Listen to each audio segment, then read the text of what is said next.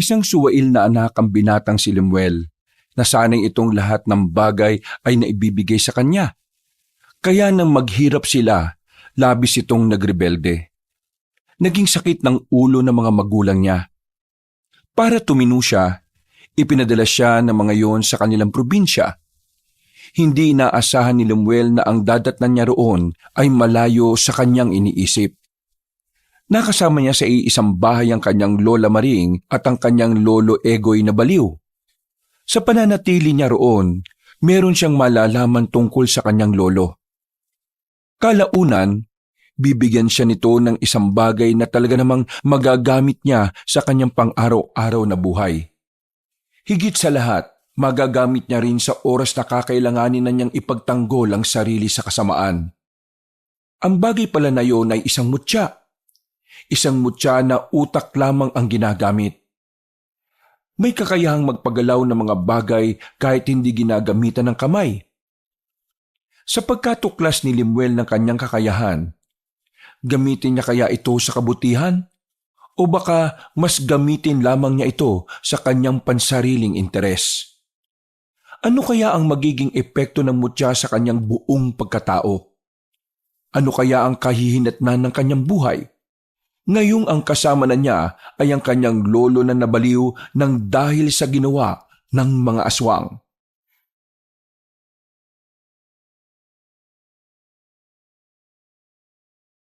Walang kwentang buhay naman talaga to. Ano na naman ba kasing ginagawa mo dito sa bahay? Manghihingi ka na naman ba ng pera kay mama? Buwisit. Wala sila dito. Umalis ka na. May mga paparating akong bisita mamaya eh. Bawal matanda dito, no? Hindi ako nandito para humingi ng pera. At wag mo akong paalisin. Ang layo ng binyahe ko tapos kaganyanin mo lang ako. Eh ano ba kasing kailangan mo? Bakit nandito ka na naman? Kailangan kong makausap ang mga magulang mo. Wala nga sila rito. Hihintayin ko. Ay naku, bahala ka nga. Napakasuwail mo na anak. Ano bang nire-rebelde mo? Yang kakapusan ninyo sa buhay? Dahil ba nasanay kang nakukuha mo ang lahat ng gusto mo? Kaya nang humina ang pamilya ninyo nanibago ka ng ganyan. Ano ba pinagsasabi mo? Hindi ka ganyan noong inaalagaan pa kita nung bata ka. Ganyan kasi ang nangyayari kapag maling mga kaibigan ang sinasamahan mo. Ay naku, huwag kang nga magsalita na parang may alam ka sa buhay ko. May alam ako sa buhay mo. Alam mo kung bakit? Sa tuwing may gagawin kang kalokohan, tatawag sa akin ang mama mo para ikwento ang lahat. Kung anong stress ang nararamdaman ng mama mo nararamdaman ko rin. Eh ano naman ngayon? Ano naman ngayon? Gusto mong malaman kung anong napagkasunduan namin ng mama mo? Ay naku, hindi ako interesado. Usapang matanda lang naman yan eh. Hindi pa naman matanda ang mama mo. Pero dahil sa stress niya sa iyo, mukha na siyang matanda. Pero sasabihin ko na sa iyo kung anong mangyayari. Nag-usap kami ng mama mo na doon ka na sa probinsya titira. Total, wala ka namang ginagawang maganda rito. Kahit na magtrabaho ay ayaw mong gawin. May tinapos ka naman sa probinsya na ako titira? Para mailayo ka sa katarantaduan mo rito sa Maynila. Sa halip na tumutol ang binata, mas lalo pang sumilay ang ngiti sa muka. Medyo nagtaka si Aling Maring sa naging reaksyon ng kanyang apo. Hindi niya alam kung bakit, pero magandang senyalis yon para sa kanya. Tuwang-tuwa ka yata. Nandun ba si Mariel? Sinong Mariel? Si Mariel! Yung lagi kong kalaro noong inaalagaan mo pa ako sa inyo. Si Mariel. Oo, naroon pa siya. Dalaga na rin. Bakit? Sige, sasama ako. Ihanda ako ng mga gamit ko. Hindi ngayon. Mauuna akong bumalik at bahala ka nang pumunta sa probinsya. Di ba gusto mong malaman kung anong itsura ni Mariel? Napapangiti na lamang si Lemuel sa kanyang mga naiisip. Aminado kasi siyang gustong-gusto niyang makita ang kababata niyang si Mariel. Bata pa lang kasi sila, Alam na niyang maganda si Mariel.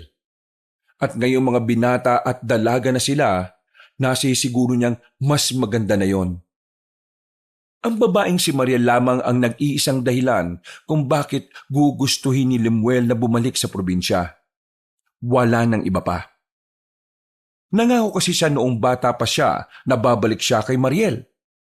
At palagay niya, ito na ang tamang pagkakataon para tuparin yon. 2 araw ang nakalipas. Handa nang iwan ni Lemuel ang lahat ng barkada niya. Mas gugustuhin na niyang kasing makita si Mariel dahil sawang-sawa na rin siya sa mukha ng mga babaeng nakakausap niya. Kahit kasi nakailang nobya na si Lemuel, wala sa mga yon ang masasabi niyang handa siyang pakasalan.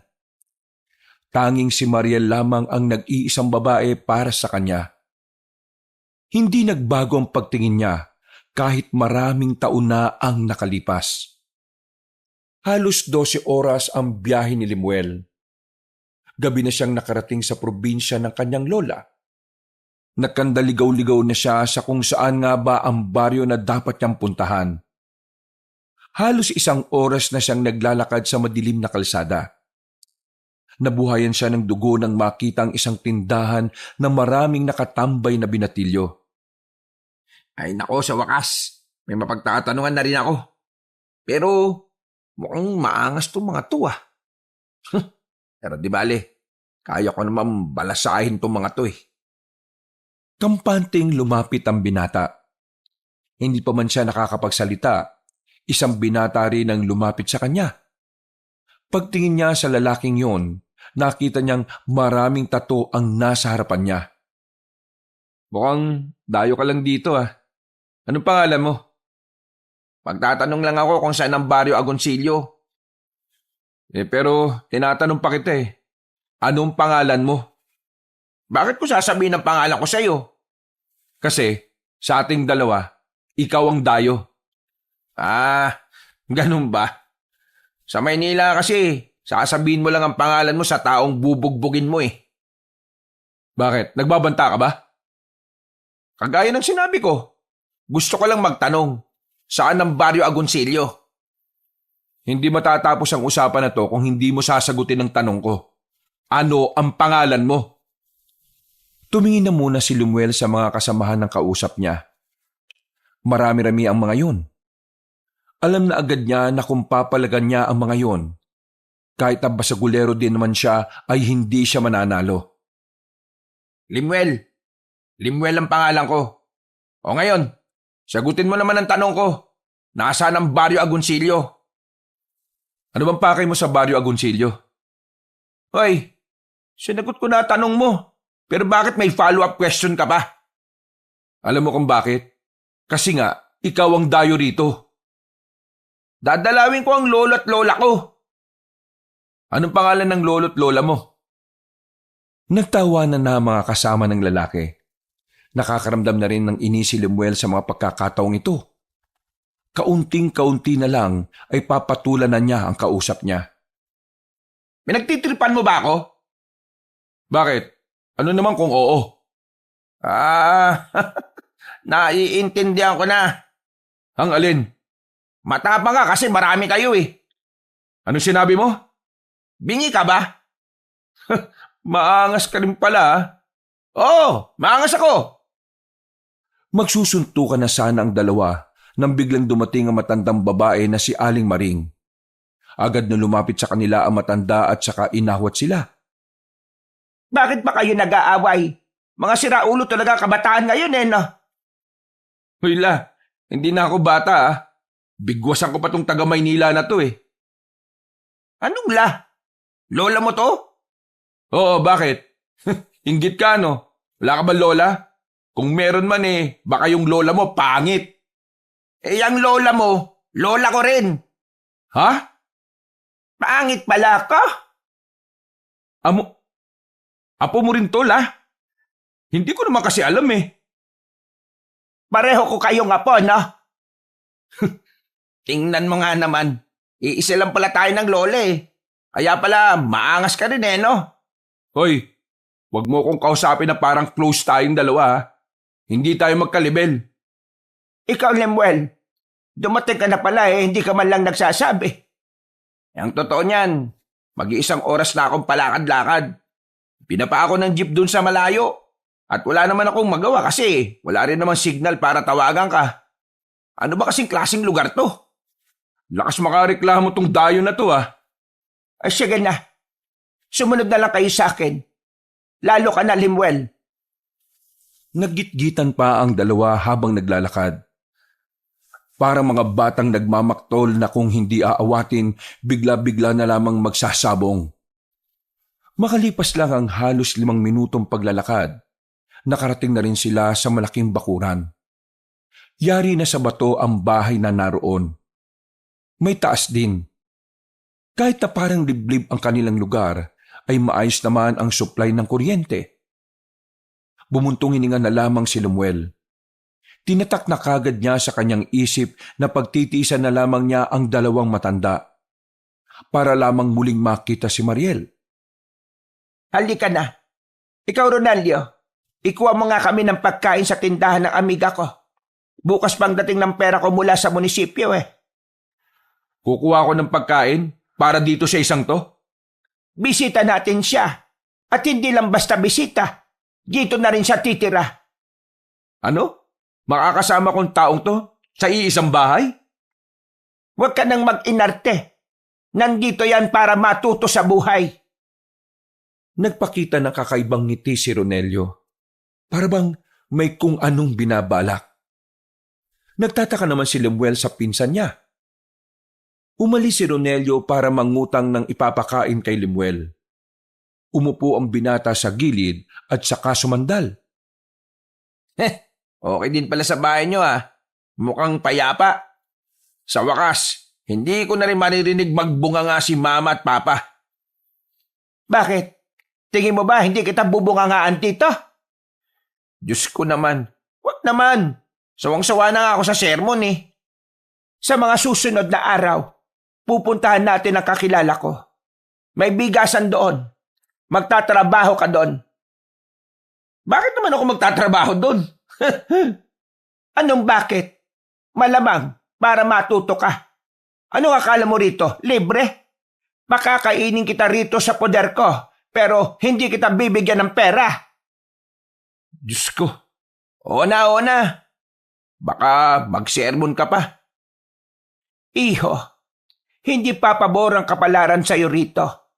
Kung sa Maynila'y suwail at rebelde ka, dito, hindi mo yan kayang gawin. Anong hindi kaya? Tingnan lang natin. Mga ilang sandali lang ay bumalik na rin si Lemuel. May dala itong dilata na siya namang niluto ni Aling Maring. Habang nasa bakuran ng kanilang lola, nilapitan ni Ronelio si Lemuel. Hoy, salpag ka lang matutulog Ako sa papag. Huwag kang mag-inarte porke taga Maynila ka. Kahit saan ako matulog, okay lang no? Mukha kasing hindi ka ba nakakaranas ng malambot na higaan Alam mo yata magiging masarap ang buhay mo rito O bakit? Pahihirapan mo ba ako? Ano ba sa tingin mo? Hoy, kayong dalawa riyan. Umayos-ayos kayo Baka magising ang lolo nyo sa lakas ng mga boses ninyo. Nasaan na nga pala si lolo natin? Gusto mo talaga makita yung taong sisira na katinuan mo? Pinagsasabi mo. Hindi na nagsalita pa si Ronelio at umakyat na lamang sa itaas. Napailing na lamang si Lemuel. Napatingin din siya sa isang pinto na malapit sa banyo. Doon ang silid ng 2 matanda. Bagyang nakabukas ang pinto, kaya nakita ni Lemuel ang paa ng matandang lalaki. Lumapit siya roon.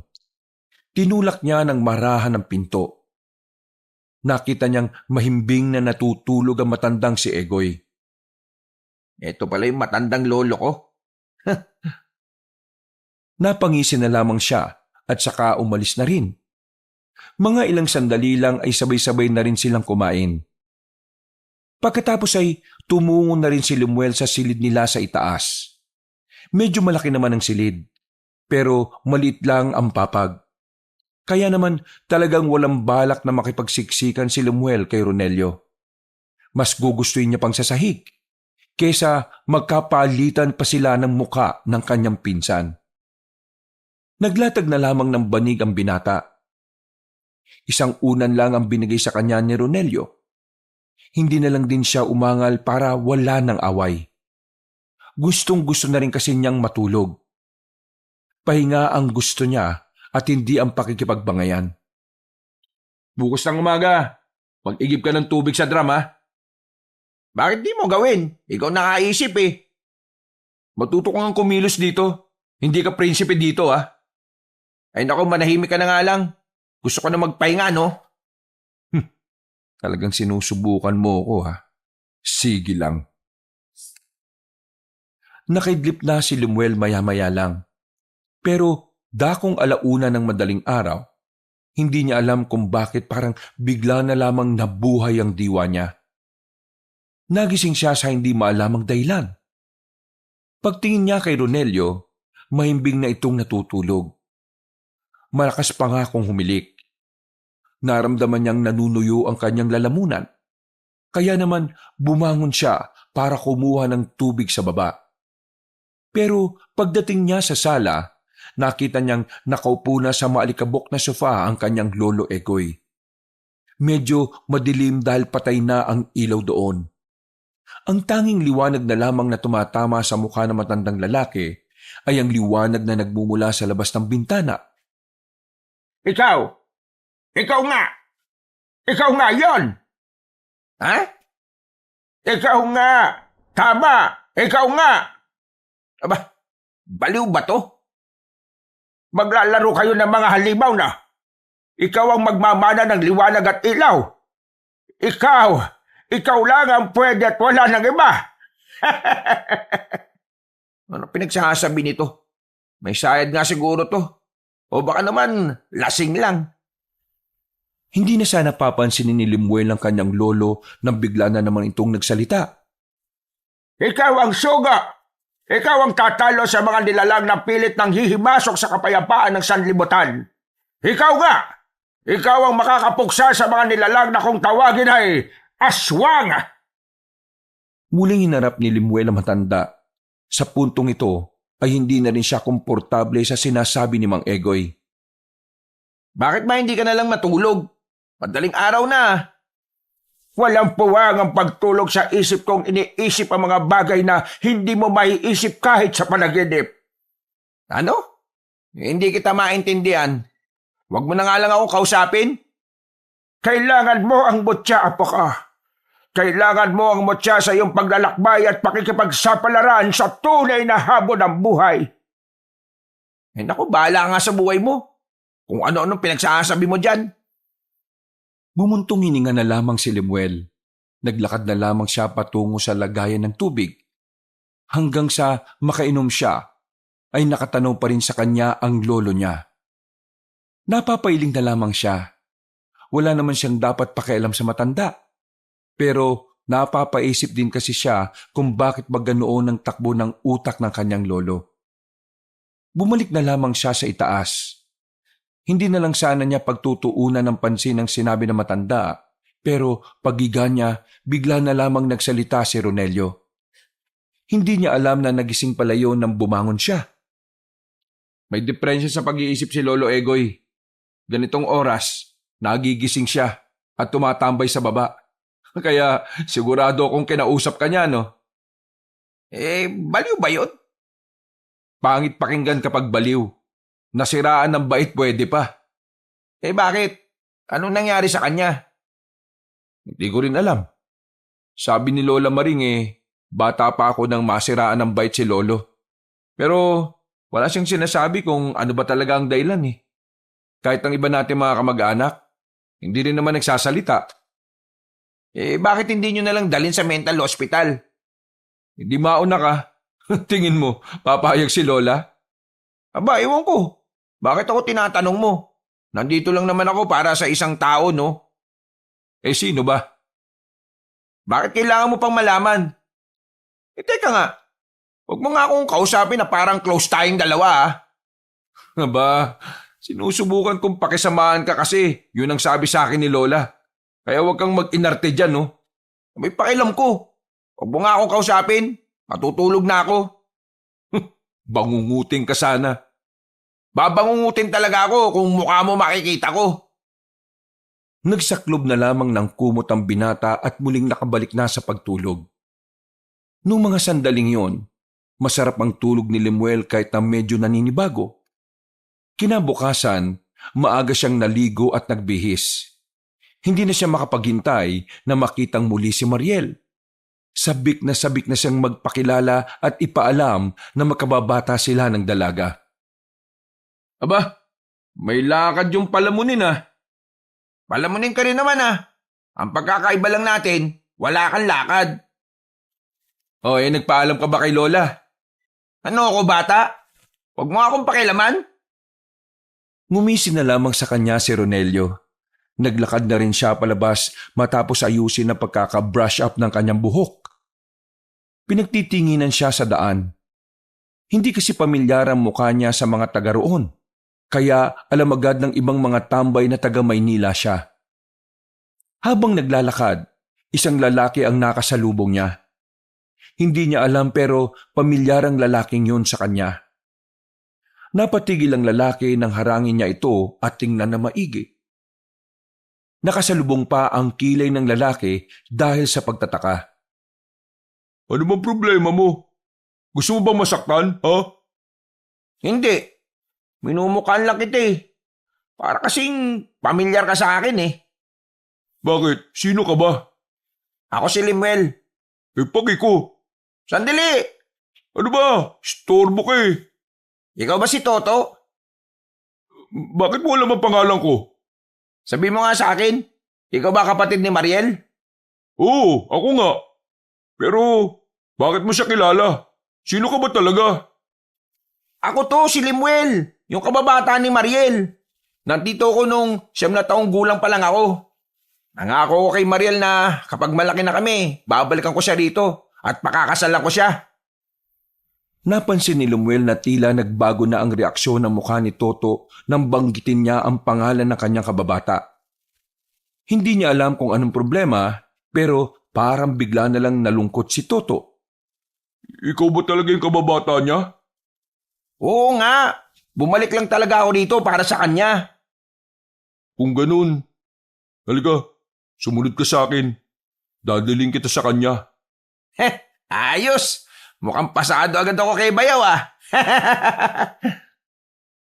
Hindi na nagsalita pa si Toto. Sumunod na lang din dito si Lemuel. Pero mga ilang sandali lang ay nakaramdam ng kaba ang binata.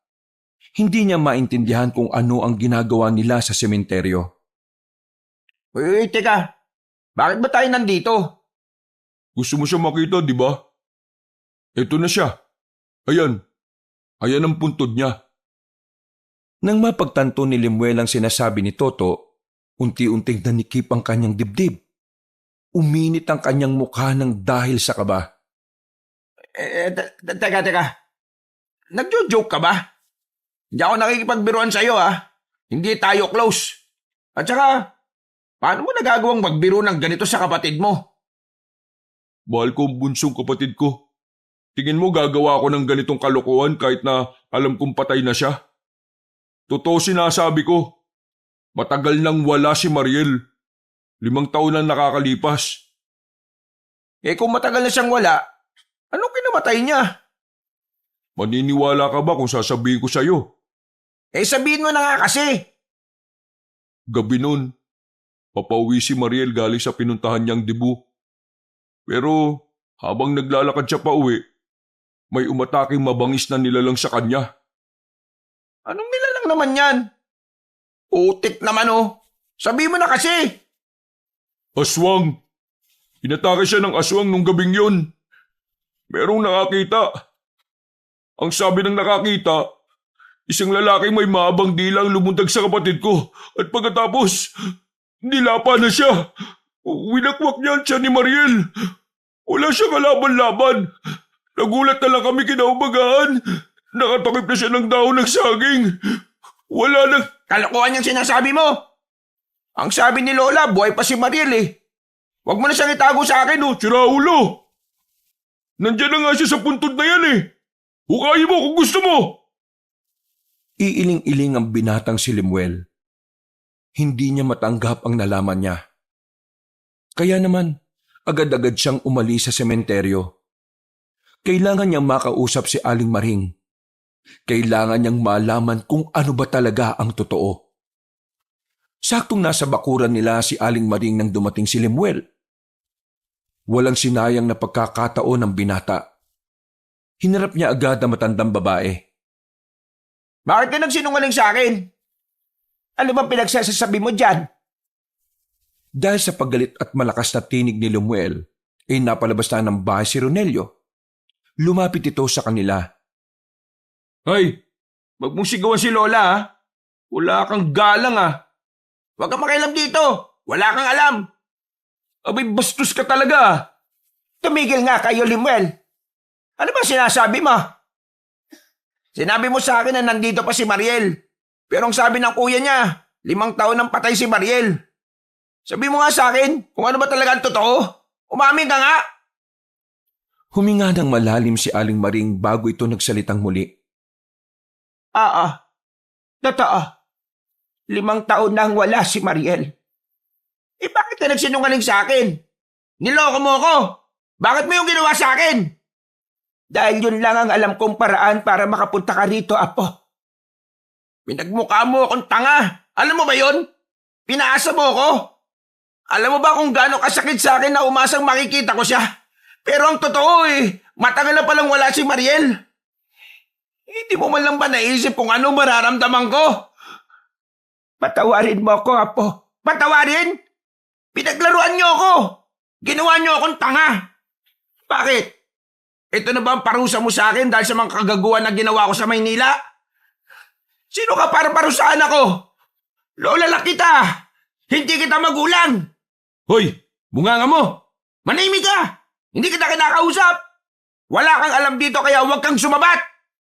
Binabastos mo na yung taong nag-alaga sa akin Hinawakan ni Ronelio sa kwelyo ang binatang si Lemuel. Idinikit nito sa dingding. Galit na galit si Ronelio. Nanlalaki ang mga mata nito at nanlilisik. Wala kang karapatan na mambastos dito ha. Sampid ka lang dito. Sinapak ni Ronelio si Lemuel sa muka. Susundan pa sana nito ng maraming suntok ang binata pero biglang narinig nilang nagsalita si Mang Egoy. Napatigil sila. Tinulak ni Lemuel ang kanyang pinsan at natuon ang atensyon nila sa matandang lalaki. Huwag kayong mag-away. Hindi niyo ba alam na ang lalaking yan ang magiging tagapagmana ng mutya? Egoy, magpahinga ka na nga muna sa silid natin. Sige na. Hindi niya mapipigilan ang nakatadhada sa kanya. Nakaguhit na yun sa propesiya ng mga bathala. Ikaw nga, ang apo kong galing ng Maynila. Ikaw ang magiging pag-asa ng baryong ito. Ano pinagsasabi nitong baliw na to? Sige na, Ronelio. Dalhin mo muna ang lolo mo sa kwarto namin. Pagdating ng kabilugan ng buwan, ang mutya ay biglang magkakaroon ng buhay. Magiging aktibo muli ang kanyang diwa. At kapag nangyari yon, ikaw na aking apo na taga-Maynila, ikaw ang magiging liwanag sa gitna ng kadiliman. Ay nakolo, malabo yung sinasabi nyo. Sira ulo yan Tara na nga dadali na kita sa silid nyo para makapagpahinga ka na. Naiwan na lamang si Lemuel at Aling Maring. Hindi pa rin humuhupa ang sama ng loob ng binata. Pero kahit na papaano ay kumalma na rin ito. Binigyan siya ni Aling Maring ng kape. Magkaharap na sila ngayon sa lamesa. Handa ng ikwento na matandang babae ang tunay na nangyari kay Mariel. 2 araw bago mangyari ang lahat, kinausap ako ni Mariel. Nagtaka nga ako noon kasi hindi naman kami malapit sa isa't isa. Ang alam ko lang, dati mo siyang kalaro. Ang sabi niya sa akin, isang gabi na siyang may nararamdaman na parang may sumusunod sa kanya. Kapag natutulog naman siya, pakiramdam niya merong nagmamasid sa kanya. Sinubukan niya pang humingi ng tulong sa kilalang albularyo dito sa amin noon. Pero pati yung albularyo napahamak. Pinatay din siya. Dahil sa nangyari, natakot si Mariel. Umalis siya ng bahay nila para sana lisanin na ang baryong ito. Pero ang hindi ko alam, bakit pa siya bumalik ng baryo? Sinasabi mo ba sa akin na yung dintik na aswang ang gumawa ng lahat ng yon? Oo, Kalokohan! Hindi totoong aswang!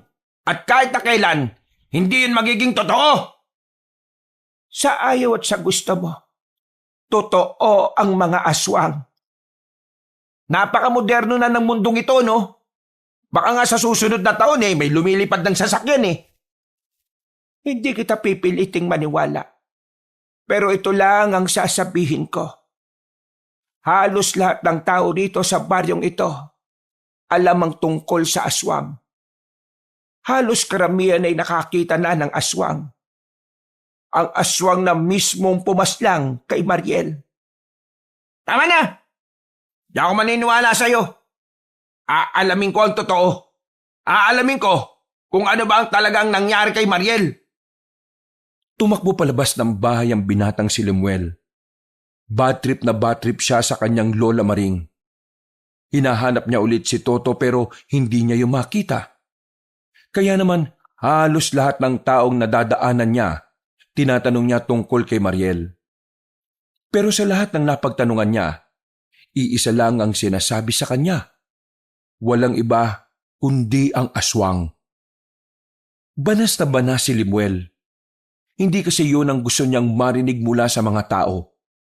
Ang inaasahan niyang magiging sagot sa kanya ay ang mga siraulong tao na pumaslang sa kanyang minamahal na babae. Wisit! Bakit ba lahat sila ganun ang sinasabi? Nako! Wisit na buhay to. Nasayang lang pagpunta ko rito. Lahat siraulo! Habang nagmamaktol sa kanyang paglalakad, nakasalubong na naman niya si Toto. Muntikan pa siyang madula sa pagmamadali. Oh, ikaw na naman? Sabihin mo nga sa akin ng totoo.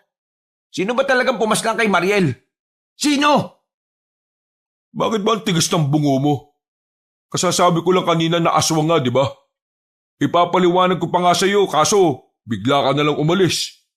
Hindi kasi ako naniniwala May ibang taong pumaslang sa kanya. Aswang nga ang pumaslang sa kanya. Nakita ng lolo namin at ng iba pang residente. O sige, sabihin na natin aswang. Pero kung nakita nila, bakit hindi man lang nila tinulungan si Mariel? Mabangis ang aswang.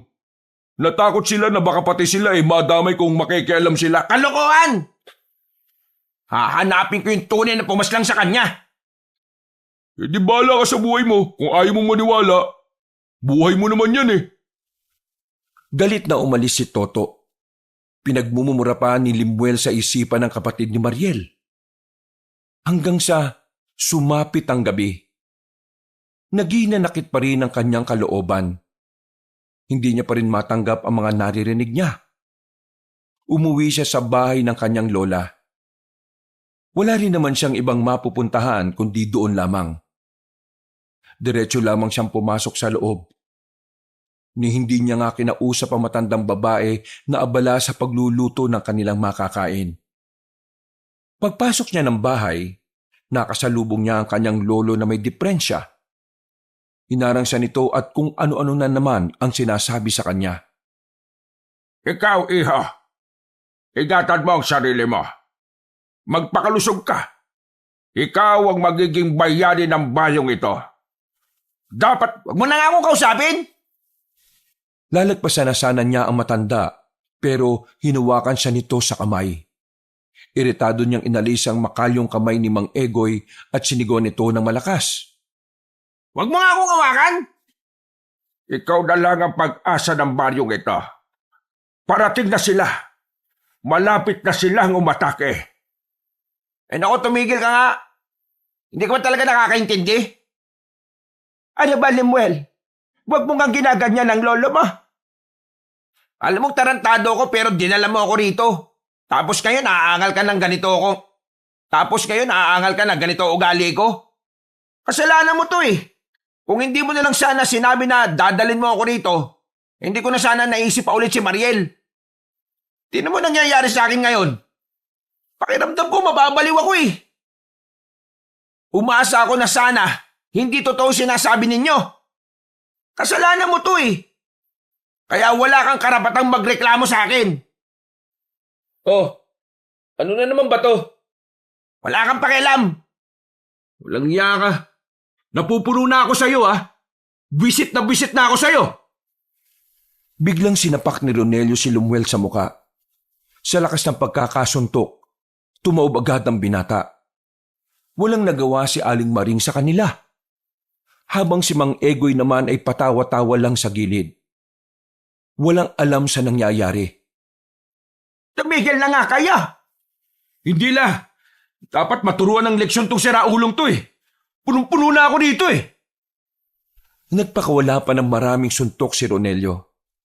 Kahit sumasalag-salag pa ang binatang si Lemuel, tumatagos sa braso niya ang mga suntok. Dumugo na ang nguso niya. Nakakaramdam na rin siya ng hilo ng tigilan siya ni Ronelio. Hindi mo ba alam kung sino ako sa baryong ito? Ako ang numero 1 tarantado dito. Pero dahil nagmamakaawa sa akin si Lola na huwag kang patulan, sinunod ko ang sinasabi niya. Pero iba na ngayon. Hindi ko hahayaan na babastos-bastusin mo lang si Lola. Lalong-lalo na si Lolo. Wala kang galang. Hindi mo alam na dahil sa matandang yan, kaya tayong lahat nandito sa mundo? Umalis na sa ibabaw ni Lemuel ang kanyang pinsan. Sinubukang tumayo ni Lemuel pero muntikan pa siyang matumba. Buti na lamang ay nakahawak agad siya sa pader. Bumuntong hininga na lamang si Lemuel at saka bahagyang natawa. Kaya nyo pala ako dinala rito Para araw-araw ipabugbog ako sa numero 1 tarantado ng balyong ito. Hindi. Kaya ka nandito dahil alam kong kailangan mong... Hindi! Huwag ka na magsalita! Gets ko na! Gets ko na!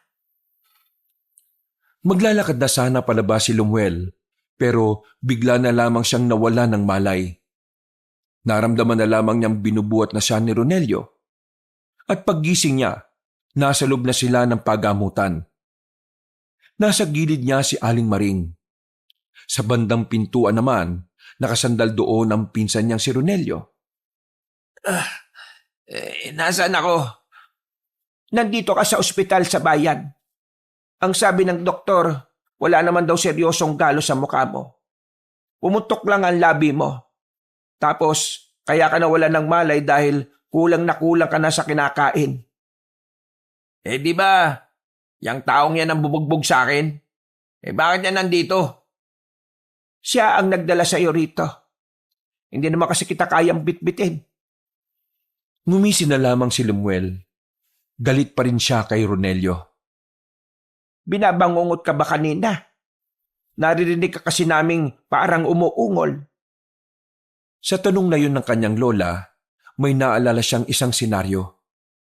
Nabalikan niya sa isip ang isang nakakatakot na nilalang na humahabol sa kanya.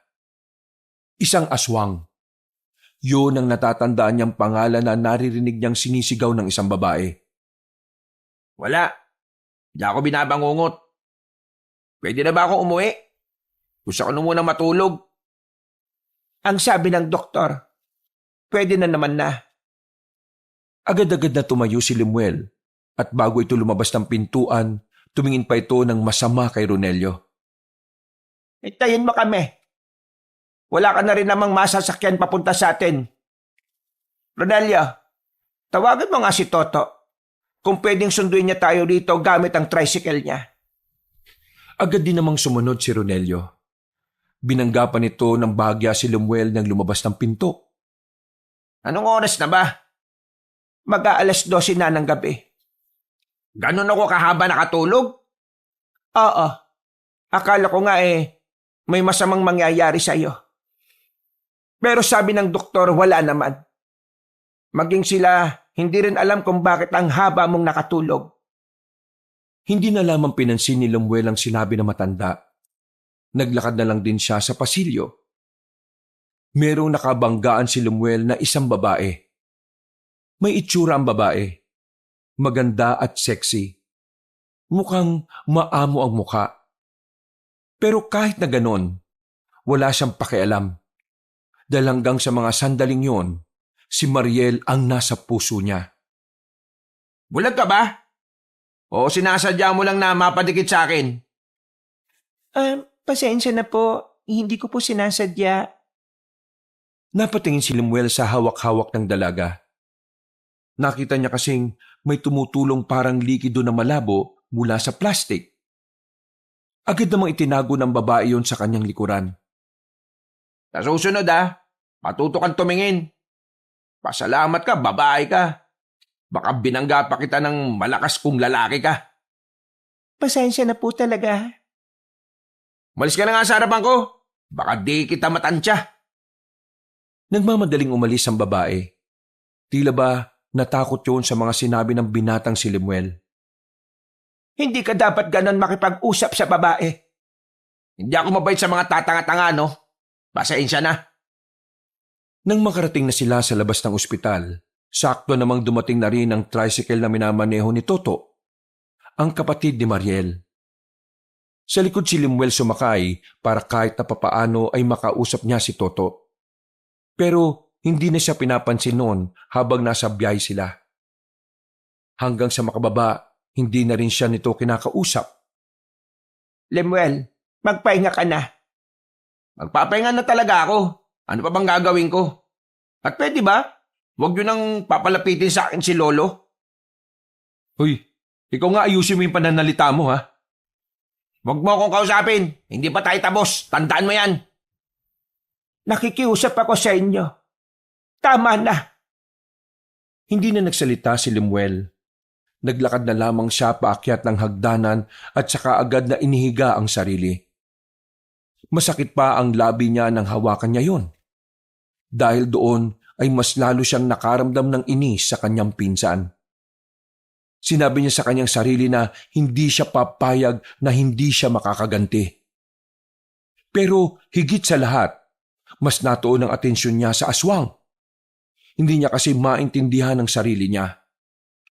Mula kasi nang managinip siya, para bang may kung anong parte ng utak niya ang bumukas. Para intindihin ang mga bagay-bagay na may kinalaman sa mga aswang. Nakakasar naman ang buhay to. Ang gusto ko lang naman, malaman kung sino ba talaga yung pumatay kay Mariel Pero, bakit litaw ng litaw yung aswang na to sa utak ko? Niyakap na lamang niya ang unan. Nakalimutan niyang sa lapag nga pala siya matutulog. Pero dahil masakit ang mukha niya, lalo na ang kanyang labi, wala na siyang pakialam kung magalit pa ang kanyang pinsan. Maimbing na natulog si Lemuel. Malamig ang simoy ng hangin na nanggagaling sa labas ng bintana. Dahilan para makaramdam ng lamig ang binata sa kasagsagan ng kanyang pagtulog. Dakong 3:00 na ng madaling araw, muli na naman siyang nagising dahil sa masamang panaginip. Nakita niya si Mariel sa panaginip niya na nilalapa ng aswang. Hingal na hingal ang binata. Nagising din si Ronelio na nakahiga sa sahig. Ano bang problema mo? Bakit ka ba nagsisigaw? Napansin ni Ronelio na parang nahihirapang huminga si Lemuel. Kaya naman nakuha na agad ng binata kung ano ang nangyayari. Binabangungot ka na naman siguro, no? Sayang, di ka pa natuluyan. Si Mariel nakita ko. Matagal nang patay yung tao. Patahimikin mo na. Nakita ko siya sa panaginip ko. Nilalapa siya ng aswang habang nakatingin siya sa akin. Hindi ka kasi naniniwala sa aswang Kaya hanggang sa panaginip mo, pinupwersa kang maniwala. Saan ko ba makikita yung aswang na yan? Ano? Hinawakan ni Lemuel ang kwelyo ni Ronelio at saka muling nagsalita. Sabihin mo sa akin, saan ko makikita yung mga aswang? Pakapatayin ko sila. Bitiwan mo nga ako. Ang baho ng hininga mo. At saka, pinagsasabi mo, haharapin mo mga aswang? Alam mo ba kung gaano sila kadelikado? Sira din pala tuktok mo no? Wala akong pakialam kung gaano sila kadelikado. Basta, ituro mo sa akin kung nasan sila. Hindi ko alam. Kung alam ko lang, di tuturo ko talaga sa'yo para mamatay ka na talaga. Hindi nga totoo, aswang. Totoo nga ang mga yun. Sadyang hindi mo lang talaga sila basta-basta mahahanap. Huwag kang mag-alala. Kapag naalaman ko kung nasaan ang mga aswang, ituturo ko kagad sa'yo. Para naman mamatay ka na. At wala nang konsumisyon dito sa bahay. Ituro mo kagad sa akin kapag nalaman mo, ha? Hindi ko sila mapapatawad sa ginawa nila kay Mariel. Dahil sa panaginip, naniniwala ka na ngayong totoo sila. Okay ka rin, ha? Sana lagi kang bangungutin para araw-araw kang naniniwala. Muling humiga si Ronelio at tinalikuran siya. Napabuntong hininga na lamang din si Limuel. Si Lolo, di ba ang sabi mo, nabaliw siya dahil sa mga aswang? Ano ba nangyari? Muling bumangon si Ronelio at saka umupo. Sa puntong ito, tila nakalimutan na muna nila ang hidwaan nila sa isa't isa. Wala pa rin sinasabi sa akin si Lola hanggang ngayon eh. Pero nitong nakaraan, binabanggit ni Lolo Egoy ang mga pangalan ng mga kaibigan niya. Naintriga ako, kaya nagalungkot ako sa silid nila ni Lolo at Lola. Doon, may mga nakita akong parang diary. Nabasa ko ron lahat ng nangyari. Sa diary ni Lola, naalaman ko na kaya pala nabaliw si Lolo. Pinagpapapas lang ng mga aswang ang mga kaibigan niya habang nagiinuman sila. Si Lolo lang ang nakaligtas, pero 50-50 siya noon. Na makarecover si Lolo, nawala sa sarili. Nalaman ko rin na bago mangyari yon, ito palang si Lolo may pinasok na samahan. Mga antingero daw. Mga gumagamit ng anting-anting at mutya. Si Lolo, meron siyang nakuhang malakas na mutya. Hindi ko alam kung para saan. Yung mutya na yon, yun yung hinahanap ng mga aswang. Naalaman niyatang nasa kanya kaya lagi siyang hinahunting nun. Ngayon, wala nang pakialam ang mga aswang sa kanya kasi wala na nga siya sa katinuan, di ba? Nakinig lang si Limuel sa mga sinasabi ng kanyang pinsan. At sa unang pagkakataon, tila ba nagkaroon sila ng maayos na pag-uusap. Sa puntong yon, para bang napagtanto ng binata na maayos din naman pala si Ronelio. Sa isip-isip niya, baka siya lang din naman talaga ang problema. Naisip niya rin na kailangan niyang makisama. Nang sa ganun, mas mapadali ang hustisya para sa pinakamamahal niyang babae. Makalipas ang ilang araw, kitang-kita ang pagbabago sa mga kilos ni Limuel. Mahinahon na itong nakikipag-usap sa kanyang lola at lolo. Hindi na rin siya masyadong nakikipagbanggaan kay Ronelio. Pero paminsan-minsan, hindi talaga maiwasang magtuksuhan at maglaitan. Hindi pa naman sila magkasundo ng kanyang pinsan, pero masasabi niyang hindi na sila gaya nung una. Apo, Limuel, kumusta naman ang unang araw mo sa pagbubuhat sa bigasan? Napagod ka ba? Eto naman, siyempre lang napagod ako. Hindi naman ako sanay sa mga ganong trabaho eh. Pero siyempre, pipilitin ko. Para naman, hindi na puro negatibo ang isinusumbong mo kila mama. Masaya kung nagiging ganyan na katino ang pag-iisip mo. Ginagawa ko naman ang lahat ng ito para kay Mariel eh.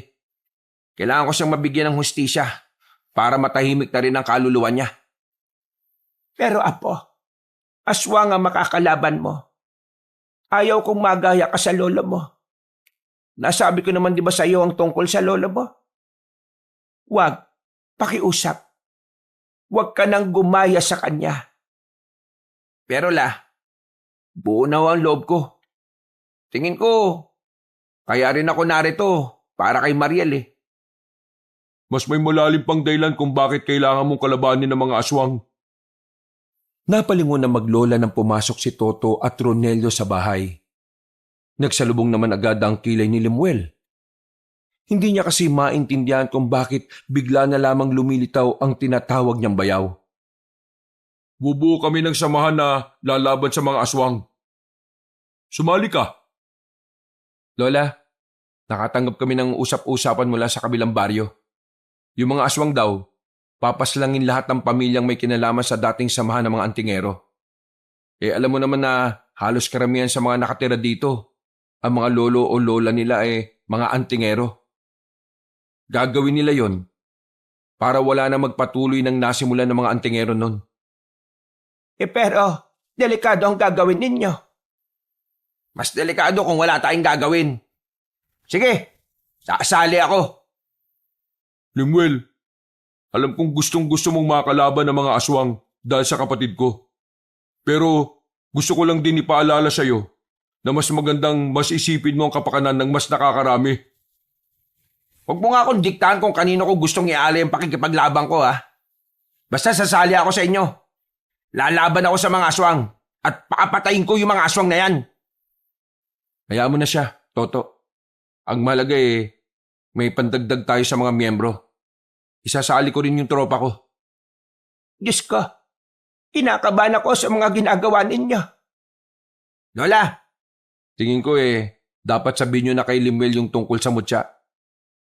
Nagbagong reaksyon ng mukha ni Aling Maring sa sinabing yon ni Ronelio. Tila ba hindi to handa? Mahalata sa mukha nito ang pagdadalawang isip. ano ba yung tungkol sa mutya na yan? Sige, sasabihin ko na rin. Total, eto naman ang madalas na banggitin ni Egoy. Huminga na muna ng malalim si Aling Maring. Naupo ito sa gilid. Noong may makuhang mutya ang lolo mo, ay lagi na siyang sinusundan ng mga aswang. Yun ang dahilan kung bakit ayaw kong sa iyo mapunta ang mutya na sinasabi ninyo. Mula nang mawala sa sarili si Egoy, binibigkas niya palagi ang pangalang Limlim. Akala ko nung una, wala lang. Pero noong tumagal, nabanggit na ng buo ang pangalan mo. Limuel. At ayon sa lola mo, isa sa mga kamag-anak natin ang makakagamit ng mutya. At ikaw nga yon. Ha? Bakit ako nasa Maynila naman ako? Pwede naman tong si Ronelio. Total, nandito naman siya. Nababanggit ng lolo mo na ang huling apo niya raw ang makakagamit ng mutya. Yun daw ang nakasaad sa propesiya ng mga bathala. Kaya naman, yun din ang isa sa mga dahilan kung bakit kita pinapunta rito. Para kahit bago man lang mawala ang lolo Egoy mo, makita ka niya at mabigay niya na ang mutya sa iyo. Bago mamatay? Bakit? May sakit ba siya? Wala siyang sakit, pero may mga itim na salamangka na unti-unting nagpapahina sa katawan niya. Nung araw kasi, sa pagkakabasa ko sa diary ni Lola Maring, ginamit ni Lolo Egoy ang pinagbabawal na ritual. Naglalaman kasi yun ng mga itim na salamangka. Pero noong mga panahon kasi na yon, yun na lang din ang tanging paraan para maprotektahan niya ang mga anak niya. Ang mga magulang natin, ayon pa sa pagkakaintindi ko, dahil nga delikado, ang nagbayad naman ang kalusugan niya. Hindi namin namalayan na kaya pala unti-unting nangangayayat si Lolo ay hindi dahil sa katandaan, kundi dahil yon sa itim na mahika na kumakain sa katawan niya. Matagal nang kinakain ng itim na mahika ang katawan ng lolo ninyo. Dahil ilang taon na rin nang nakakalipas. Hindi na rin kakayanin ni Egoy ang negatibong kapangyarihan ng itim na mahika. Hindi ko alam kung paano gagamitin yung mutya na yan. Kahit kami rin naman hindi namin alam. Matagal na kasing wala sa samahan ng lolo mo. At saka ko lang din naman nalaman na naging miyembro siya ng mga antingero at manunugis. Kaya naman, wala siyang nasabi sa akin na kahit na ano tungkol sa paggamit ng mutya noong matino pa siya. Ay naku, bahala na. Dalhin niyo na lang ako sa kanya. Pumunta sila sa silid ni Mang Egoy. Naabutan nila ang matanda na hawak-hawak na ang puting bato na halos kasing laki na ng piso. Tumingin sa kanila ang matanda at tumiti ng malapad. Para itong batang masaya. Pero nakikita ni Limuel sa mata ng kanyang lolo ang pananabik. Egoy, mahal, narito na ang apo mong si Limuel. Gusto ko niyang makausap. Limuel, halika, laro tayo.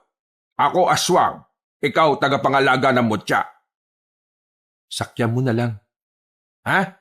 Oh, sige. Ayun na itong mutya. Kapag ginamit mo yan, magiging Superman ka. Alam mo ang Superman? Ikaw yung may kapangyarihan. Kaso, ibang Superman ka. Hindi ka lilipad. Okay, sige. Bigyan mo na sa akin ang mutya. Tapos, turo mo sa akin kung paano ko gagamitin yan. Hindi. Hindi ko ituturo sa'yo. Kasi di ba sa larong ito ako ang aswang, ikaw ang tagapangalaga ng mutya. Kaya dapat, malaman mo sa sarili mo paano gamitin ang mutya. Lolo, sabihin na natin hindi ka aswang. Isa ka lang naman pangkaraniwang tao na gaya ko Ililigtas kita sa aswang, gano'n na lang. Alam mo kung paano gamitin ang mutya, di ba? Pero ako hindi, kaya ituturo mo sa akin. Oo, sige. Ituturo ko sa'yo. Halika. Umalis sa papag ang matanda. Hinawakan niya si Lemuel sa kamay at dinala sa bandang harapan ng aparador. Binuksan ng matanda ang aparador at bumungad sa kanila ang espadang walang talim. Tanging hawakan lang ang meron. Para gumana ang mutya, kailangan mo ang espadang yan. Talaga? Wala namang talim to. Paano yan? Kailangan mo mag-ensayo. Kailangan mo lumakas. Kailangang malakas ang katawan mo para hindi ka iwan ng mutya. Para maprotektahan mo lahat ng mahal mo. Huwag kang gagaya sa akin. Lahat ng kaibigan ko namatay dahil sa akin. Sa puntong ito, nag-alala na sila para sa matanda. Bigla na namang naiyak ang matanda na para bang isang bata. Lalapitan sana ito ni Aling Maring pero sinenyasan lamang siya ni Lemuel. Lolo Egoy, alam mo ba na dahil sa'yo, pwede mo mabigyan ng hustisya ang pagkawala ng mga kaibigan mo? At ganun din sa akin. Pwede ko rin mabigyan ng hustisya ang pagkawala ng babaeng pinakamamahal ko. Kaya naman, kailangan natin magtulungan, Lolo. Ituturo mo sa akin kung paano gagamitin ang mutya. Kayong bang maituro sa akin yon? Umiling-iling ang matanda. Sumiksik ito sa gilid ng aparador at kumagat-kagat ng kuko. Kung tuturo ko sa'yo, baka ikaw ang mapahamak. Ikaw ang pag-iinitan ng mga aswang. Hindi pwede. Baka mamatay ka. Kawawa ka naman. Hinawakan ni Lemuel sa balikat ang matandang lalaki nang makitang tila natataranta na ito. Mahinahong nagsalita si Lemuel. Sobrang layo sa dating Lemuel na laging barumbado magsalita. Lolo Egoy, di ba sabi mo, ako ang tagapagligtas? Natural lang na masasaktan ako sa laban. Dahil ang tunay na tagapagligtas, handang ibuwis ang buhay niya para sa mga tao. Di ba, tama naman ako? Oo nga. Tama ka. Ang galing mo. Di, ituturo mo na sa akin kung paano gagamitin ang mutya. Paano? Sandaling namayani ang katahimikan. Tila kasi may iniisip na kung ano si Mang Egoy. Napahawak pa ito sa sentido. Mga ilang sandali lang, bigla na lamang itong nagsalita ng pasigaw. Alam ko na! Kumuha ng maikling tali si Mang Egoy at kinabit ang mutya doon. Ginawa nitong kwintas ang mutya at saka isinuot kay Lemuel. Isuot mo lagi yan. Tapos, dapat matapang ka. Huwag kang panghihinaan ng loob. At saka dapat magtiwala ka sa mutya. Ganun ang gawin mo. Yun lang ba ang gagawin ko? Magtiwala. Tama. Pagkatiwalaan mo ang mutya. Lo, ano pa ang kailangan kong gawin? Wala na. Basta magtiwala ka lang sa mutya. Ang mutya ang siyang pag-asa. Ang mutya lang. Tumawa-tawa ang matanda. Niyakap na naman ito ang unan at saka dinuyan ng unan na parang sanggol. Tingin ko naman, wala ka nang dapat pang intindihin pa, kundi palakasin ang katawan mo. Yun ang tingin kong gusto niyang sabihin. Kung ganon, wala namang problema sa akin yun. Kailan ba ako magsisimula? Bukas. darating ang mga taong gagabay sa atin. Sila ang magtuturo sa atin kung papaano haharapin ang mga aswang. Matapos ang pag-uusap na yon, tila mas lalong naliwanagan ng kaisipan ni Lemuel. Mas lalo niyang napagtanto ang kahalagahan ng responsibilidad na nakaatang sa kanyang balikat. Dahil din dito, tila ba unti-unti na ring tumino ang kaisipan ng binata. Kinabukasan, isinama na nga siya ni Ronelio at Toto. Habang naglalakad, nagbabangayan na naman ang dalawa. Talaga dapat ang mag-iigib ng tubig kanina eh. Kaso, dahil tamad ka, ako na naman ang nag-igib. Wala ka na bang ibang alam kundi ang maging pabigat? Kung may champion na pwedeng ibigay sa'yo, alam mo kung ano? Heavyweight champion. Alam mo kung bakit? Kasi, pabigat ka nga. Buti nga ako, ngayon lang ako naging pabigat kay Lola eh. Ikaw, parang mula yata pagkabata, pabigat ka na eh. Mas masaklap yun. Wow! Ako pa naging pabigat ngayon ha. Ako naman, hindi ako sakit ng ulo ng magulang ko. Ikaw, kaya ka pinatapon dito kasi hindi ka na nila kayang bitbitin eh. Ang tanda mo na, wala ka pa rin matinong trabaho. Matino trabaho ko sa bigasan no? Matino? Pero, Oh, ayan. Masakit ano? Binutukan ni Toto ang dalawa dahil dito ay natahimik ang mga yon. Napapakamot na lamang sila sa ulo nila. Kung hanggang mamaya sa pag-iinsayo ay nag-aaway kayo, wala tayong mapapala. Pag tinunga kayo, parang hindi kayo magkadugo ah. Ewan ko ba dito kay Ronelio? Hinggit yata to sa akin eh, dahil mas gwapo ako sa kanya. Ha? Mas gwapo? Saan banda? Sabing tumigil na kayo, batukang uli kayo. Nakarating na rin sila sa Kalbong Palayan. Naghihintay na sa kanila ang iba pa nilang kasama. Naroon na rin ang mga miyembro ng gang ni Ronelio. Mga kasama, sisimulan na natin ang kilusan kontra sa mga aswang. Ngayong araw, magsasanay tayo sa tulong ng mga kakilala natin mula sa ibang baryo. Sila ang mangunguna sa pag-iinsayong ito.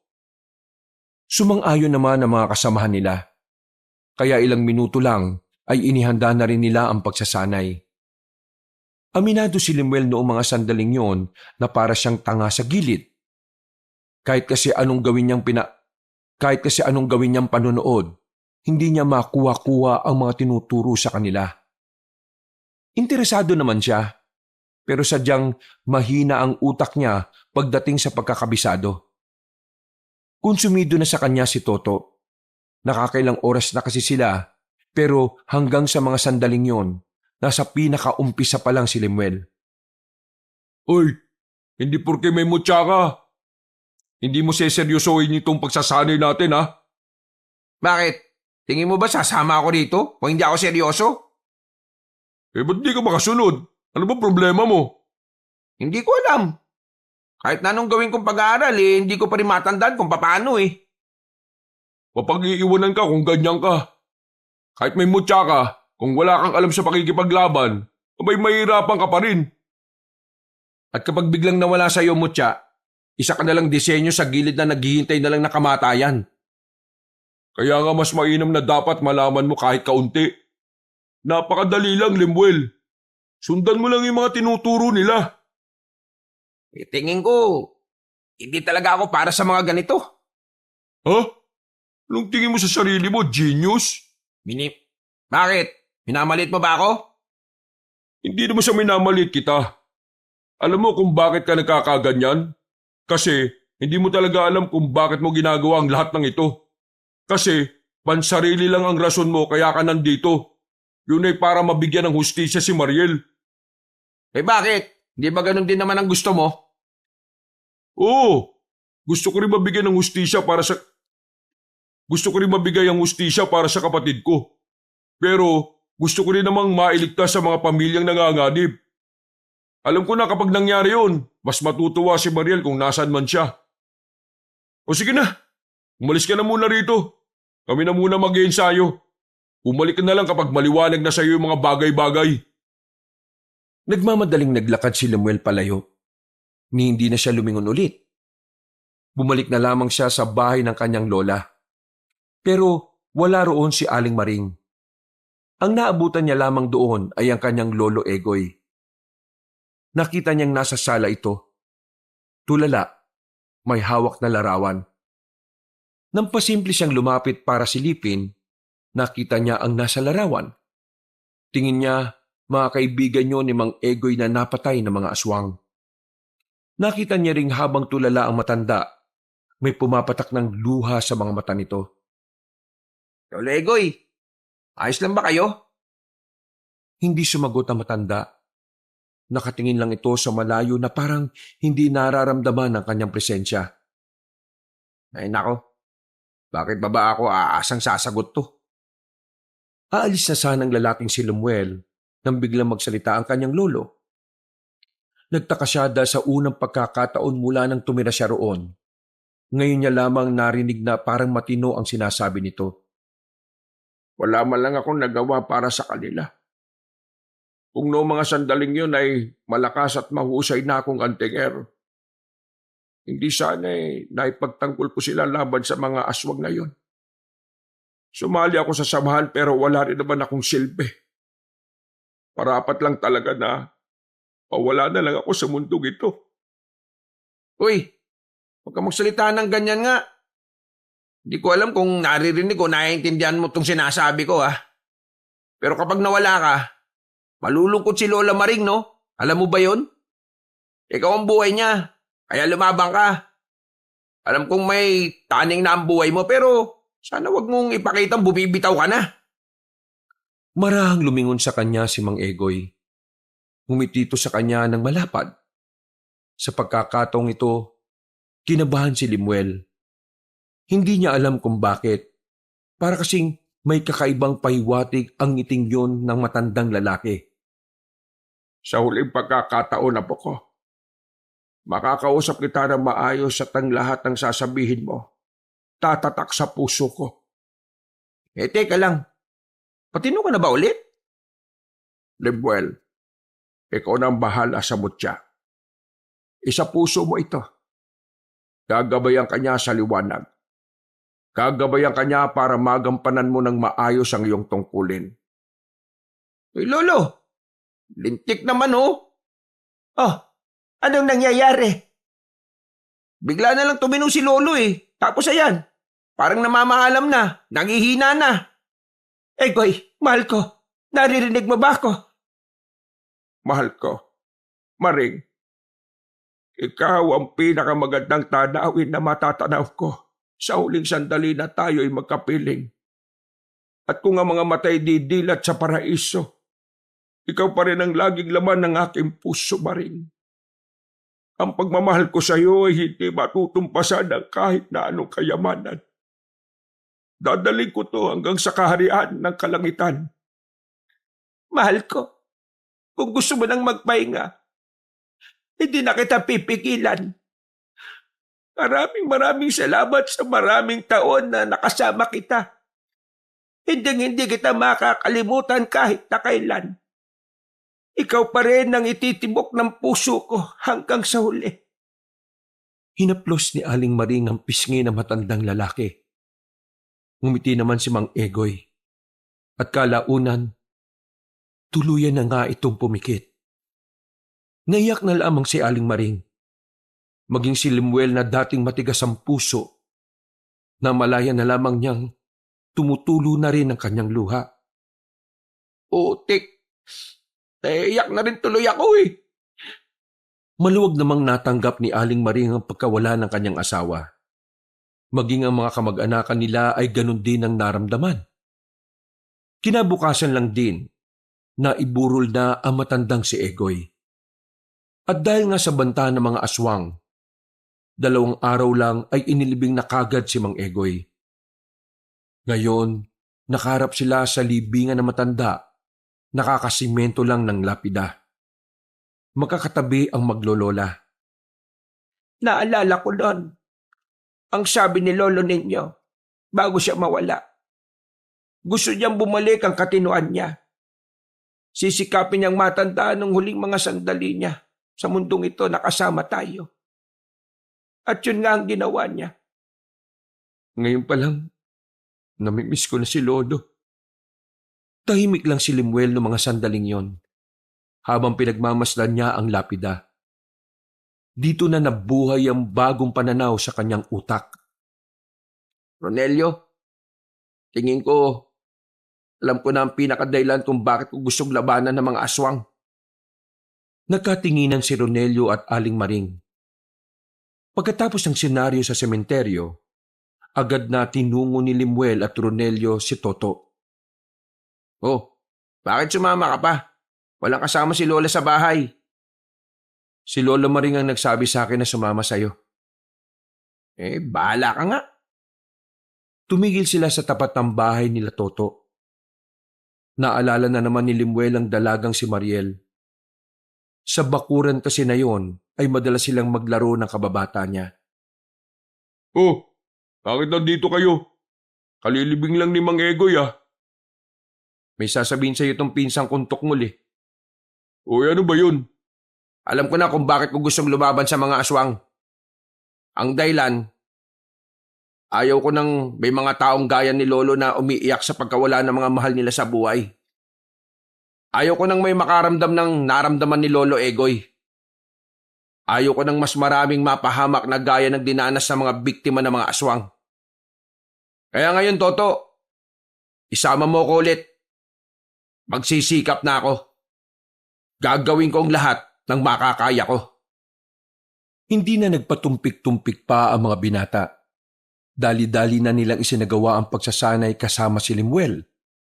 At sa puntong ito, kahit na papaano ay nagagawa na rin ni Limuel ang makipagsabayan sa pagsasanay.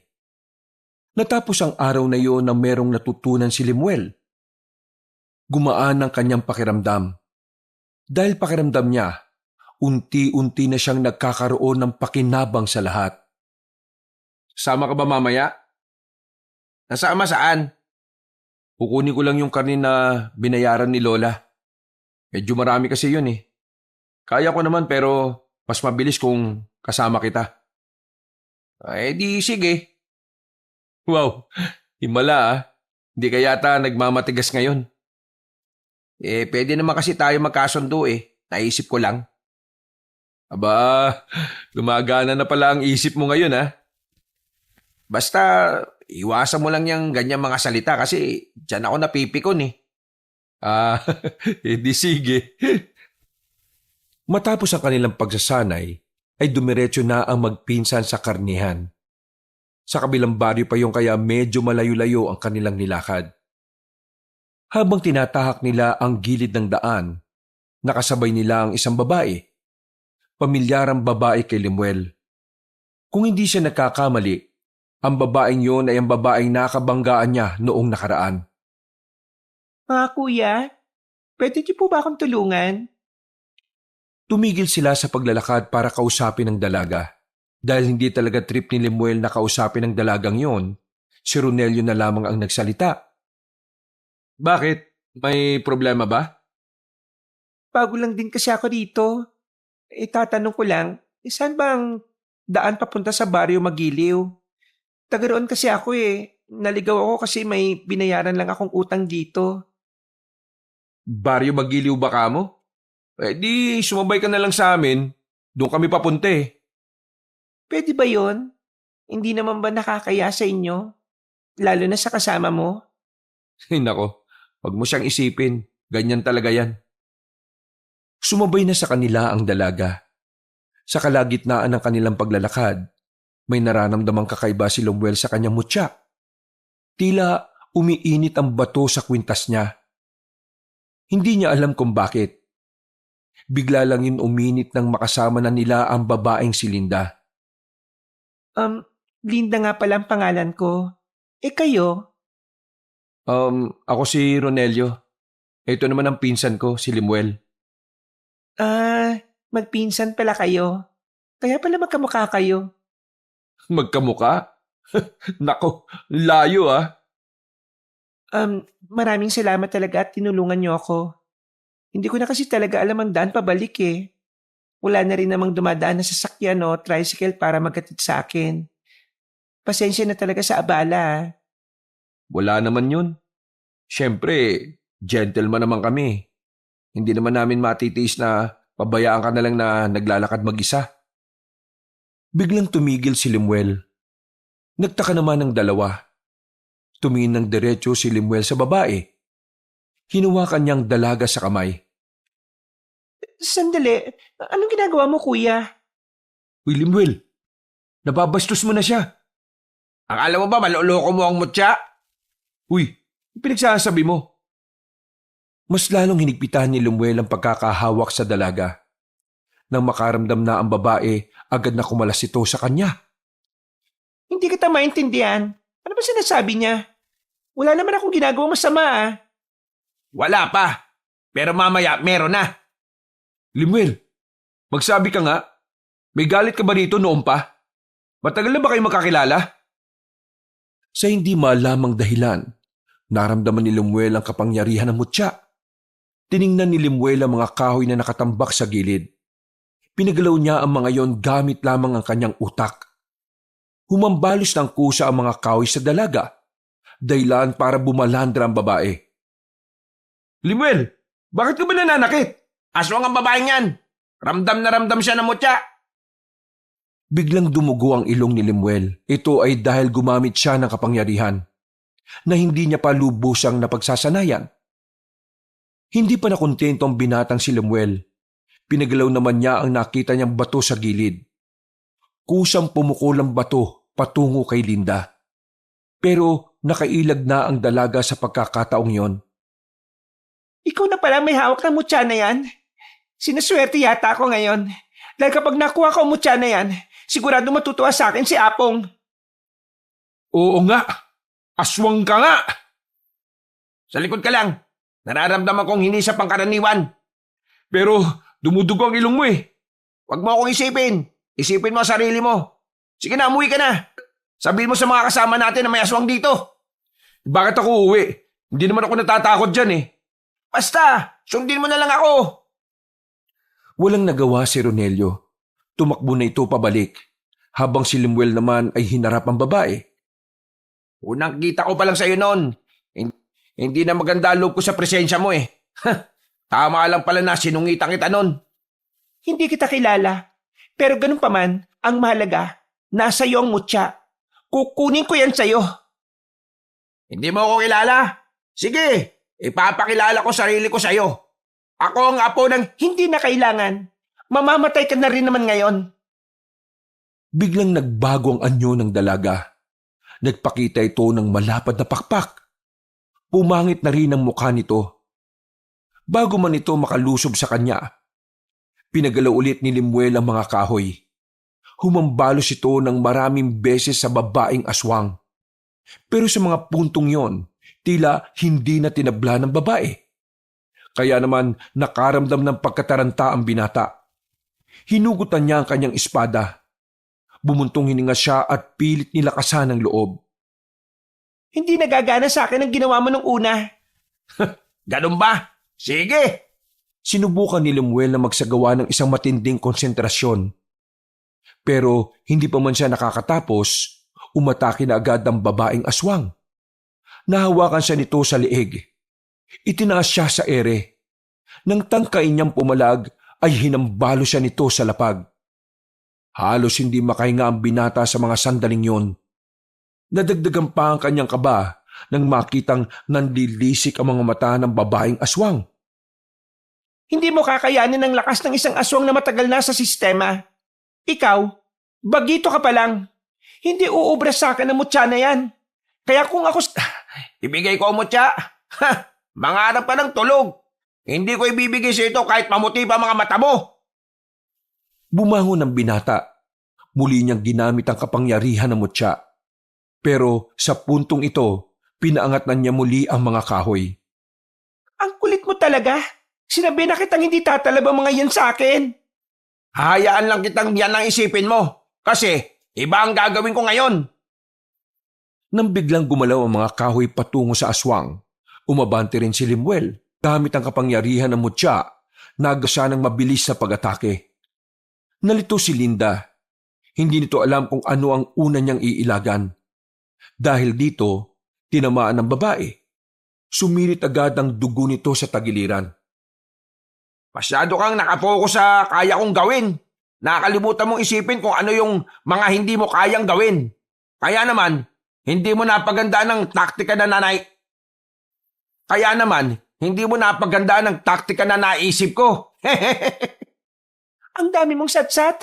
Nakaisa ka lang. Hindi lang ito isa. May kasunod pa to, no? Nang lumingon si Linda sa likuran, sunod-sunod namang tumama ang mga malalaking bato sa mukha niya. Kasunod nito, muling lumapit ang binatang si Lemuel. 2 beses nitong nahiwa si Linda sa katawan. Dahilan para lumipad na muna ito patungo sa taas ng nalagas na puno. Oh, walang problema. Bakit parang kinakabahan ka na, ha? Hindi ako makapaniwala na ang isang taong walang alam ay nakakagamit ng isang mutya. Alam mo kung ano ang hindi mo alam? Ako ang nakasaad sa propesiya ng mga batala. Hindi ko rin alam kung bakit ako eh. Pero wala eh. Ako raw ang napili eh. Hindi pa tayo tapos. Babalikan kita. Babalikan kita. Eh sabi mo sa amo mong si Apong, hihintayin ko siyang lumitaw. Hihintayin ko ang pagtutos naming dalawa. Alam mo ka mga muni ng pinuno? Akala mo kung sino ka? Bagito ko pa para humarap sa pinuno. Hindi na nagsalita pa si Lemuel. Lumipad na rin palayo ang babaeng aswang. Sakto namang kararating lang nila Ronelio kasama ang iba pang miyembro ng samahan. Oh, bakit mo pinatakas? Anong gusto mo? Lumipad ako. Nagawa mo siyang patrasin? Eh malakas siya. Kung palakasan ng usapan. Hindi ako mananalo sa kanya dahil kulang pa talaga ako sa karanasan. Ginamit ko lang yung utak ko kaya ako siya nadali. Pero kailangan natin maganda ah. Binuhay ko siya para mapaabot niya sa binuno nilang handa tayong lumaban. Pambihira ka. Eh di magagalit ang pinuno nila. Baka biglayin na lang nila tayo. Eh wala naman na tayong magagawa eh. Gagawa sila ng pag-atake sa kahit anong oras nila gusto. Pero ang mahalaga ngayon, alam nilang hindi tayo basta-basta aatras. Sindakan ng laban. Sumang-ayon na lamang sila kay Lemuel. Pagkatapos ng sandaling yon, tumuloy na rin ang magpinsan sa kanilang pupuntahan. Nakabalik din naman sila ng matiwasay, dala ang karne na pinapakuha sa kanila. Kinabukasan, naramdaman agad nila ang galit ng mga aswang. Mabilis na kumalat ang balitang maraming magsasaka ang biniktima ng mga aswang. Mabuti na lamang ay wala ni isa sa kanila ang namatay. Sugatan ng mga yon, pero maswerteng hindi naman malala ang kanilang mga galos. Dahil sa nangyari, naalarma na ang samahan nila Lemuel. Kahit na tanghali pa lang, naglilibot na sila sa bawat baryo. Pinuntahan nila ang lahat ng maaring pagtaguan ng mga aswang. Pero mga bakas lamang ang kanilang naabutan. Bumuntong hininga na lamang ang binatang si Lemuel. Pakiramdam niya, tinutumbasan ng mga aswang ang kanyang angas. Ang mga araw, mas dumami pa ang bilang ng samahan. Nadagdagan ng mga taong interesado sa pakikipaglaban sa mga aswang. Isang magandang sinyalis yun para sa kanila. Dahil kahit napapaat, parami na ng parami ang mga taong nagkakaroon ng kaisipan na labanan ng kasamaan. Oh, kumusta mo, Tsa? Ayos naman. Habang tumatagal, parang unti-unti ko na rin siyang nagagamit na maayos. Tandaan mo ikaw ang alas ng samahan natin. Kaya bago mangyari ang labanan, dapat lang na kabisado mo na ang mutya na yan. Hindi mo na kailangan ipaalala kasi bawat araw, ginagawa ko makakaya ko para mapabuti tong mutya. Ay, siya nga pala. Nasaan ba si Lola? Linggo ngayon, malamang nagsimba yon. Hindi na natin dapat pinalalayo si Lola Maring eh. Malaki ang tsansa na targetin din siya ng mga aswang dahil lola natin siya. Sige. Sinabihan ko naman na si Lola nitong nakaraan eh. Ang kaso matigas ang ulo. Meron naman daw siyang bawang na dala palagi.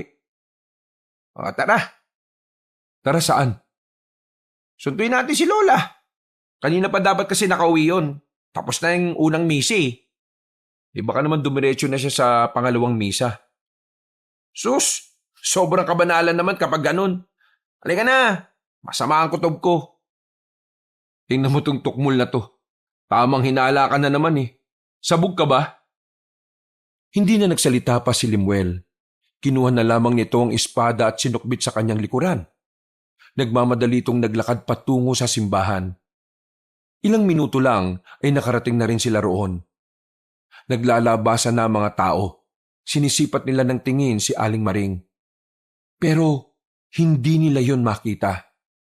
Hanggang sa maubos na ang mga naglalabasan ay wala naman silang nakitang Maring. Eto na nga ba sinasabi ko eh. Oo, ikalma mong sarili mo. Baka naman mamaya niyan nandyan lang siya. Paglingon nila sa gilid, nakita nila si Toto na kararating lang din. Agad nila itong kinausap. To, nakita mo ba si Lola Maring? Ha?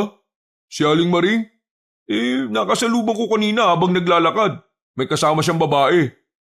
Babae? Anong itsura? Hindi ko nakita eh. Kay Aling Maring lang kasi ako nakatingin. Basta yung babae, parang hindi naman niya kaedad. Kasi narinig ko boses niya parang kasing edad lang natin eh. Wisit! Tara na! Ano bang nangyayari? Mabilis silang tumakbo. Itinuro naman ni Toto kung saang parte ng daan nakita ang matandang babae. Nang naroon na sila, tumigil si Lemuel at saka hinawakan ng mutya. Kapangyarihan ng mutya, pwede mo ba akong gamayan sa daan patungo kay Lola? Pumikit ang binata.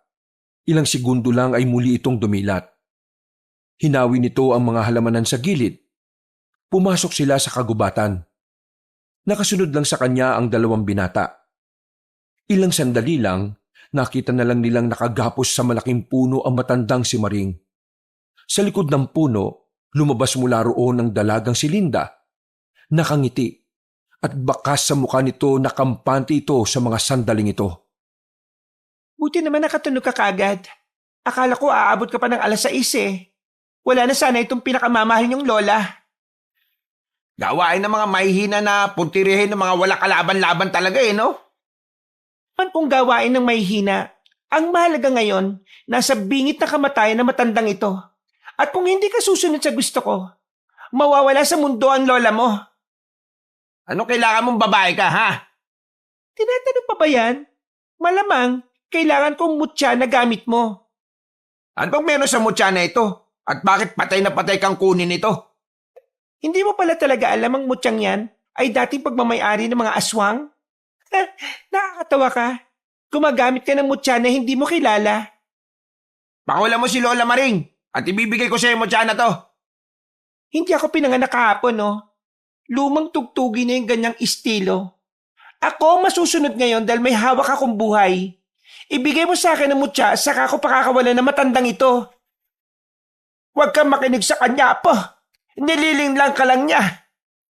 Pasensya ka na la, pero mas malaga ang buhay mo kaysa sa mutyang ito. Hindi pwede, Apo. Paano ang buhay ng nakakarami? Saka na natin pag-usapan ng bagay na yan kapag pinakawala ka na ng babaeng yan. Huwag ka magpadalos-dalos. Hindi mo alam kung dapat bang pagkatiwalaan ng isang yan. Limuel, mahalaga rin sa akin si Lola. Pero kapag nabasa kamay nila ang mutyang yan, tapos na tayong lahat dito. At iwala na kayo sa akin. At sa kapangyarihan ng mutya. Sa sinabing yon ni Limuel ay napaisip ang dalawa. Naramdaman nilang tila may binabalak na kakaiba si Limuel. Kaya naman hinayaan na lamang nila ito kahit na medyo duda sila sa iniisip nitong ideya. Ibibigay ko sa iyo mutya, pero ipangako mo pakakawalan mo ang lola ko, ha? Ibigay mo lang yan sa akin. Ang dami mong pang sinasabi. Mangako ka muna! Oo na, pangako nga. Apo, pakiusap. Wag, magagalit ang lolo mo sa langit. Wala akong magagawa, la. Kailangan natin tong gawin. Ikaw na lang ang meron ako. Kaya hindi ko kaya na pati ikaw mawala. Hinubad na ng binata ang suot-suot nitong kwintas. Inihagis niya yon sa harapan ng dalaga. Nang makuha na yun ng dalaga, ay tuwang-tuwa ito. Halos magtatatalo nito sa ligaya. Sa wakas, Nasa akin na rin ang mutya na matagal nang pinaghahanap ng mga matatandang aswang. Ako na ang pinakamalakas ngayon. Pakawalan mo na si Lola. Celebrate pa ako nagmamadali ka dyan. Kailangan mo tumupad sa pangako mo, no? Oo na, pakakawalan ko ang lola mo.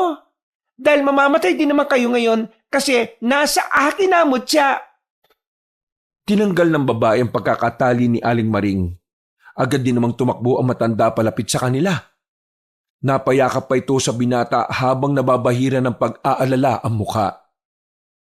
Ngayon, sisimulan ko nang ipasilip sa inyo ang kamatayan. Mutya, tulungan mo ako. Ipagkaloob mo sa akin ang walang hanggang kapangyarihan. Nakaabang lang sila Limuel sa mangyayari. Pero wala namang kakaibang naganap sa ginawa ni Linda. Nanatiling patay ang hawak nitong kwintas. Mutya, hindi mo ba ako naririnig? Ang sabi ko, bigyan mo ako ng walang hanggang kapangyarihan. Hindi Diyos sa mutya para pagkalooban ka ng walang hanggang kapangyarihan, no? Kaya hindi mangyayari ang sinasabi mo. At kahit anong kapangyarihan ang gusto mo, hindi niyan may bibigay. Alam mo ba kung bakit? Kasi nasa akin ang totoong mutya. Inilabas nito mula sa bulsa ang tunay na kwintas. Isinotyo ni Lemuel sabay ngumiti ng nakakaloko. Pero tunay na mutya nakikita ko kanina. Paano nangyari to? May kakayaan ng mutya na gumawa ng isang ilusyon na hindi basta-basta mapapansin ng aswang na kagaya mo. Paggubad ko pa lang ng mutya, nagsimula na ang ilusyon. Ipinasok ko kagad sa bulsa ko ang tunay na mutya. Pero sa paningin mo, nakita mong hinubad ko pa lang, kaya naman hindi mo talaga mapapansin ng sandaling yon. Pero sa paningin mo, nakita mo hinuhubad ko pa lang, kaya naman hindi mo talaga mapapansin ng sandaling yon. Namangha si Ronelio at Toto sa ginawa ni Lemuel. Habang si Linda naman, halos umuusok na ang ilong sa sobrang galit. Dilignan mo kung tao ka. Akala mo ba, mga aswang lang ang may kakayahang manlinlang? Mas magaling manlinlang ang mga tao, no? O ngayon, ihanda mo sarili mo. Galit ang mutya sa'yo dahil pinilit mo siyang kunin. Kinuha ni Lemuel ang espada sa kanyang likuran. Tatakbo pa sana si Linda pero nagulat na lamang ito nang biglang may kumapit na baging sa paanan nito. Hinila ito pabalik. Hindi mo matatakasan ang kamatayan, Linda! Walang yaka. Pagbabayaran mong ginawa mong to. Ronelio, Lola, umalis na kayo rito. Hindi mo dapat makita ang gagawin ko. Tumango na lamang ang matanda at kasama na nito si Ronelio na naglakad. Si Toto na lamang ang naiwang kasama ng binata. Itong gagawin ko ay para sa mga magsasaka na dinamay ninyo. Wala silang kalaban-laban sa inyo pero sila ang ginulo ninyo. Matunay lang na kahit kailan, sa mga walang laban lang kayo nagiging malakas. Kapag pinaslang mo ko ngayon, mas lalo magagalit ang pinuno namin. Mas lalong isusumpa ni Apong ang mga tao. Wala kaming pakialam dahil matagal na rin naman kayong kinakamuhian ng mga tao Ngayon, ikaw ang unang magbabayad sa lahat ng kasamaan ninyo. Ngumiti ang babae sa kanya. Napatingin na lamang ito sa itaas. Pumikit ang dalaga at ilang sandali lang, naramdaman na rin ito ang matalim na bagay na tumusok sa kanyang likuran, patago sa dibdib. Sumuka ng dugo si Linda. Nanlambot na rin ang tuhod nito na naging dahilan para unti-unti itong madapa. Sa pagkawala ko, magsisimula pa lang ang tunay na laban. Maghahandaan namin ang laban na yan. Tuluyan ang binawian ng buhay ang dalaga. Sinilaban na nila Lemuel ng apoy ang katawan nito. Toto, i-meeting na natin ang mga miyembro natin. Nararamdaman ko, ngayong gabi rin magaganap ang labanan. Ihanda ko na lahat. Umalis na rin sila sa kagubatan. Sandaling tumambay na muna si Lemuel sa kanila. Mga ilang sandali lang, dumating na rin ang mga kasamahan nila. Sa mismong bakuran nila ay naganap ang sandaling pag-uusap. Naplansya ang mga plano. Nagkasundo silang lahat sa kanilang hakbang na gagawin. Ang kailangan na lamang gawin ni Lemuel ay panatiliing ligtas ang kanilang Lola Maring. Matapos mailikas ang kanilang lola sa baryo, pagsapit ng gabi ay kumalat na ang miyembro ng kanilang samahan para magbantay sa bawat sulok ng lugar. Nakahanda na rin ang lahat sa oras na ito. Yung mga nasa gubat din, wala pa rin nasisipat na aswang. Pati ang mutya, wala siyang nararamdaman na negatibong presensya. Pero huwag tayo makakampante.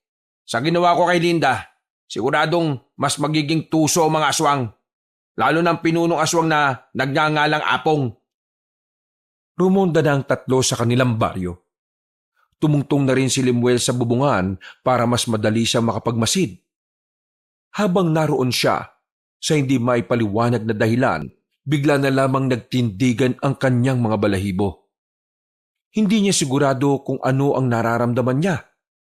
Bigla na lamang niyang naramdaman ang kabigatan ng presensya sa paligid.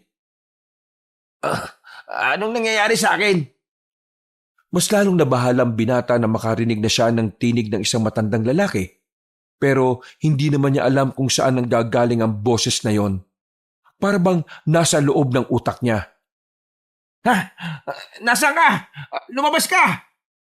Ikaw pala ang bagong tagahawak ng butya. Ikaw pala ang sugo ng liwanag. Huwag kang duwag! Lumabas ka sa pinagtataguan mo! Hindi ako nagtatago. Sa katunayan, malayo ako sa iyo. Naririnig mo ko gamit ang utak mo at ang utak ko. Nakamamangha ba na may aswang na kayang gawin ang ganitong mga bagay? Pumunta ka rito at labanan mo ako ng patas! Huwag kang masyadong atat, iho. Darating din tayo sa puntong yan. Sa ngayon, uunahin ko na muna itong mga kasama mo na malapit sa akin. Mga ilang sandali lang ay nakarinig na rin sila ng mga ingay at sigawan na nagmumula sa kagubatan. Dahil doon, ay naalarma na rin sila. Sinenyasan na ni Toto ang iba nilang kasama. Agad din naman silang rumisponde sa mga yon. Pero nang dumating sila sa kagubatan, mga patay na ang mga kasama nila doon. Duguan. Nagkalat ang mga laman loob sa lupa. Nahuli na tayo! Si Apong ang gumawa nito. Malakas ang inaala ko na may kakaiba siyang taktika. Maging alerto kayo. Hindi pa man sila nakakausad sa nangyari, narinig na nila ulit ang iba pa nilang kasama na nagsisigawan. Pinuntahan nila ang mga yon sa bungad ng kanilang baryo. Pagdating nila, isang tao na lamang ang natitirang buhay. Yung matandang aswang! Yung matanda! Malakas! Nakahandusay mga kasama nila sa kung saan-saan. Sa isang iglap lamang, kalahati agad ang nababawa sa bilang nila. Dito na lang kayo. Ha? Bakit? Saan ka pupunta? Babalik ako sa gubat. Hanapin ko si Apong. Bida-bida ka na naman eh. Hindi mo siya kakayanin kung mag-isa ka lang. Kailangan kong pagkatiwalaan ng mutya. Sige, mag-ingat ka. Magbigay ka lang ng senyales kung susunod kami o hindi. Tumangon na lamang si Lemuel at dali-dali na rin tumungo sa kagubatan. Doon niya kasi nararamdaman ang kakaibang presensya. Mabigat ang enerhiyang nararamdaman niya sa paligid nang makarating na siya roon. Tumayo siya sa malaking bato. Nilibot niya ng tingin ng kagubatan. Isang matandang lalaki ang nakita niyang nasa gilid ng malaking puno. Nakasandal. Nakasuot ito ng mahaba at kulay itim na kasuotan. Para itong pari. Ngayon nandito na ako. Baka kaya mo nang lumaban ng patas. Pinabibilib mo rin ako, iho. Sa lahat ng nakalaban ko, ikaw lang ang nag-iisang umarap sa akin. Kadalasan kasi, ako ang nagpupunta sa kanila para paslangin sila. Pero ikaw, kakaiba ka. Matapang ka. Sobrang tapang mo. Siguro dahil nasanay kang mamuhay ng mag-isa. Hindi ka iniintindi ng magulang mo dahil suwail ka. Wala kang kwentang anak. Paano mo nalaman ang tungkol sa akin? May kakayahan akong malaman kung sino ang nasa harapan ko sa pamamagitan lang ng pagtitig sa kanilang mga mata. Kaya kong makilala ka kahit na madilim, kahit na hindi ka tumingin sa akin. Kung ganon, totoo nga sinasabi ni Linda. Hindi ka nga talaga pangkaraniwan. Pero huwag kang matakot. Pwede naman akong mapakiusapan. Kung magkakasundo tayong dalawa, walang mangyayari sa'yo. Hindi ako nakikipagkasundo sa mga nilalang na likas na masama. Kailangan mong makipagkasundo. Alam mo kung bakit? Mamamatay ang mga taong nasa baryo ninyo kung wala kang gagawin. Kaya nga, binibigyan kita ng pagkakataon. Ibigay mo sa akin ang mutya. Kumampi ka sa akin. Gagawin kitang aswang at sabay nating ipapalaganap ang lahi ng mga aswang. Hindi ako tanga, no? Para pumayag sa gusto mo? Kaya nga kita inaalok. Dahil alam kong mas madali mong may isip ang tama para sa lahat. Mali ka ng inalok. Hindi kasunduan ang gusto ko. Ang gusto ko, mawala ka sa mundong ito. Ang gusto ko, maging ligtas sa mga taong naninirahan dito. Limuel, kahit nagawin mo ang lahat, hindi mo na maibabalik ang buhay ng pinakamamahal mong babae. Hindi mo ba alam kung sino ang pumaslang sa kanya? Gusto mo bang malaman? Kilalang kilala ko. Kasi ang pumaslang sa pinakamamahal mong babae na si Mariel. Ako ang pumaslang sa kanya! Agad na nagsarado ang kamao ni Limuel noong mga sandaling yon. Nakaramdam agad siya na matinding galit. Binaslang ko ang babaeng yon. Ang sarap kaya ng dugo niya. Ang sarap ng laman niya. Sariwang-sariwa. Batang-bata. Manahimik ka! Bakit? Masakit bang pakinggan ang katotohanan? Kung sa bagay, sino ba naman ang hindi masasaktan? Pagdating mo rito, wala na siya. 5 taon na siyang patay. Sinabi ng manahimik eh!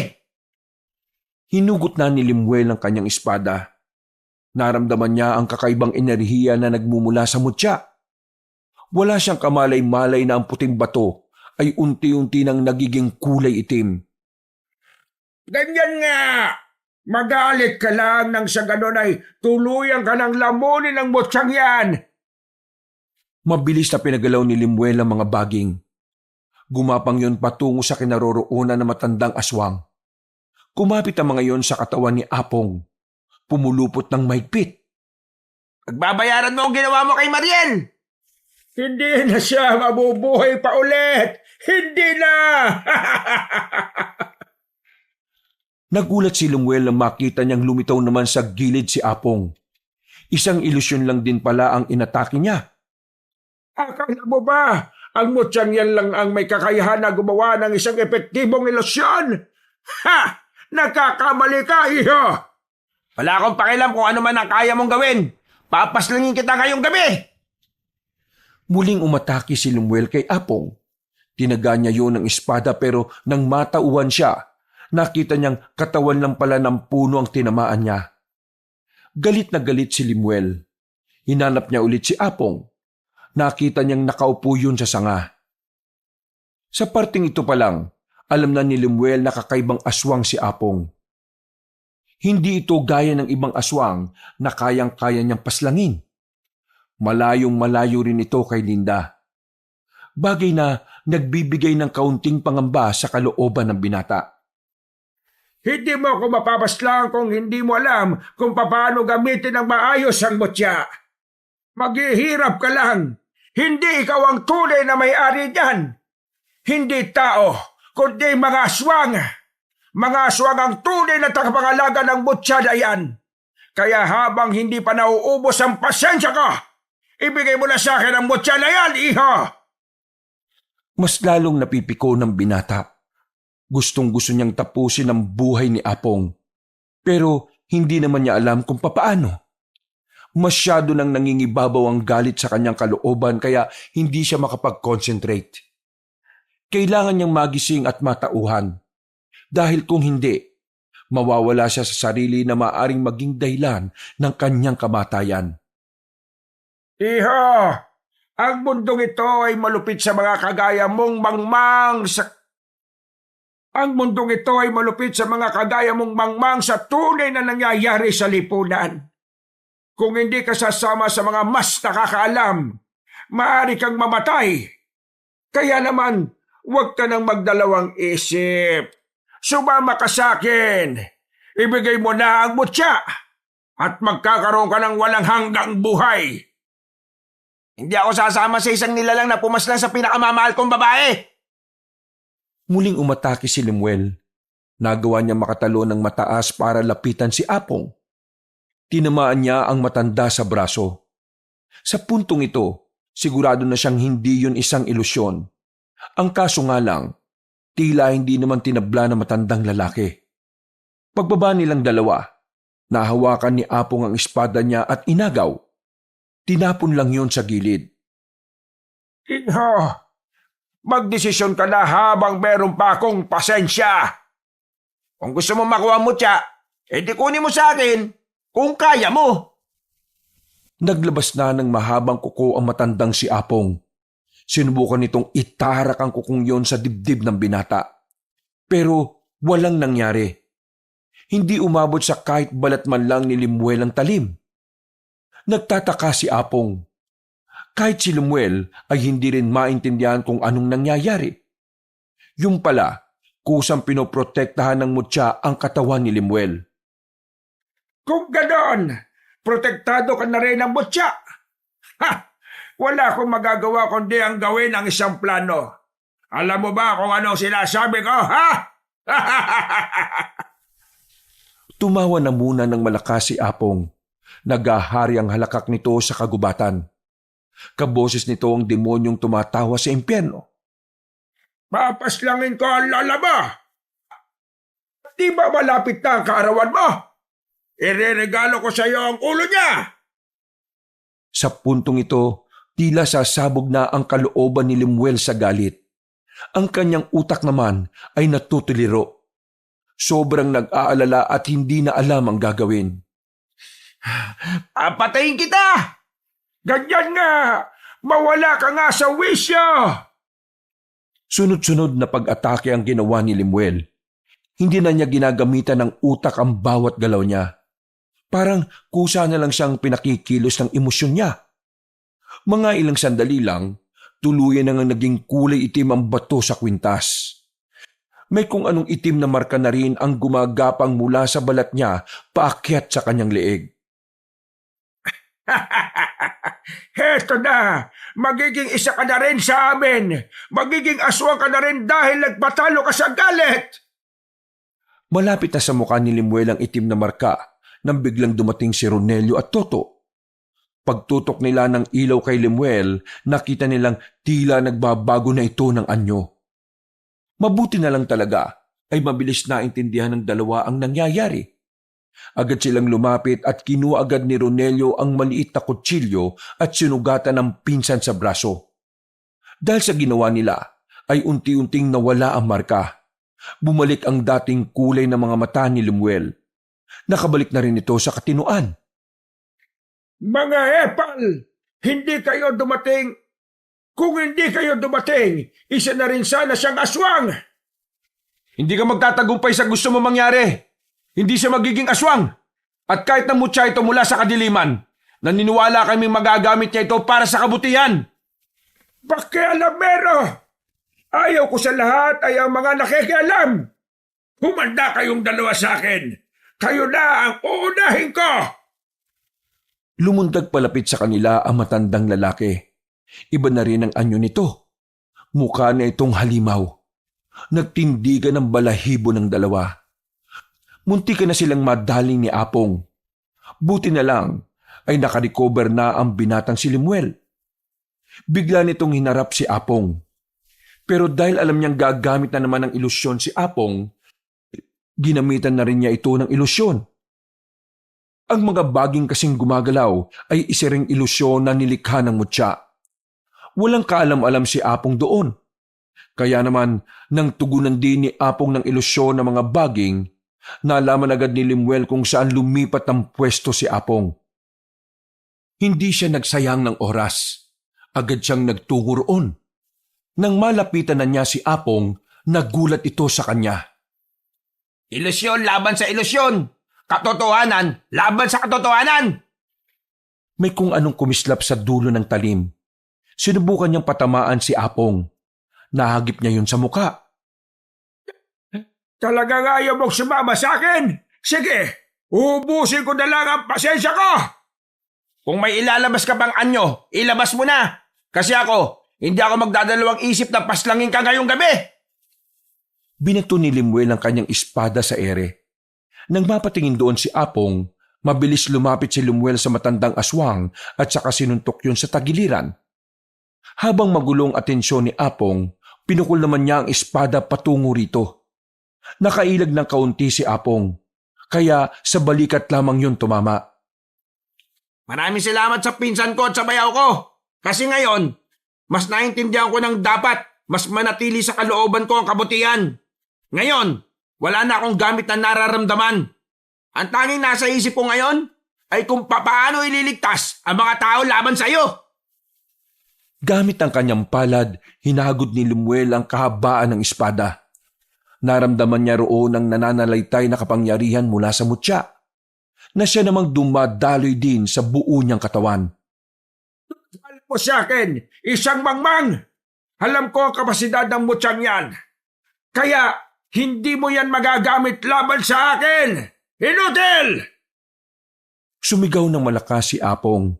Sa lakas ng sigaw nito ay nanakita ang tenga nila. Nakaramdam sila ng hilo. Namalayan na lamang ni Limuel na nasa harapan na niya si Apong. Sa lakas ni Apong ay nawala na ang proteksyon ng mutya. Nakalmot na siya nito sa dibdib. Sumirit agad ang dugo niya. Naramdaman niya ang malalim na hiwa na nagdudulot sa kanya ng matinding kirot. Napatras si Limuel. Sa puntong ito, ang makakapal na ugat naman ng puno ang pinagalaw niya. Pupulupot sana yon kay Apong pero binali na lang niya yon gamit lamang ang isang kamay. Anong karapatan mong kalabanin ng isang maalamat na aswang na kagaya ka? Kailangan mong mamatay! Tatapusin na sana ni Apong ang binata, pero naroon pa pala si Ronelio at Toto. Sila ang umarap kay Apong para kahit papaano, mabigyan nila ng oras si Limuel para makarecover.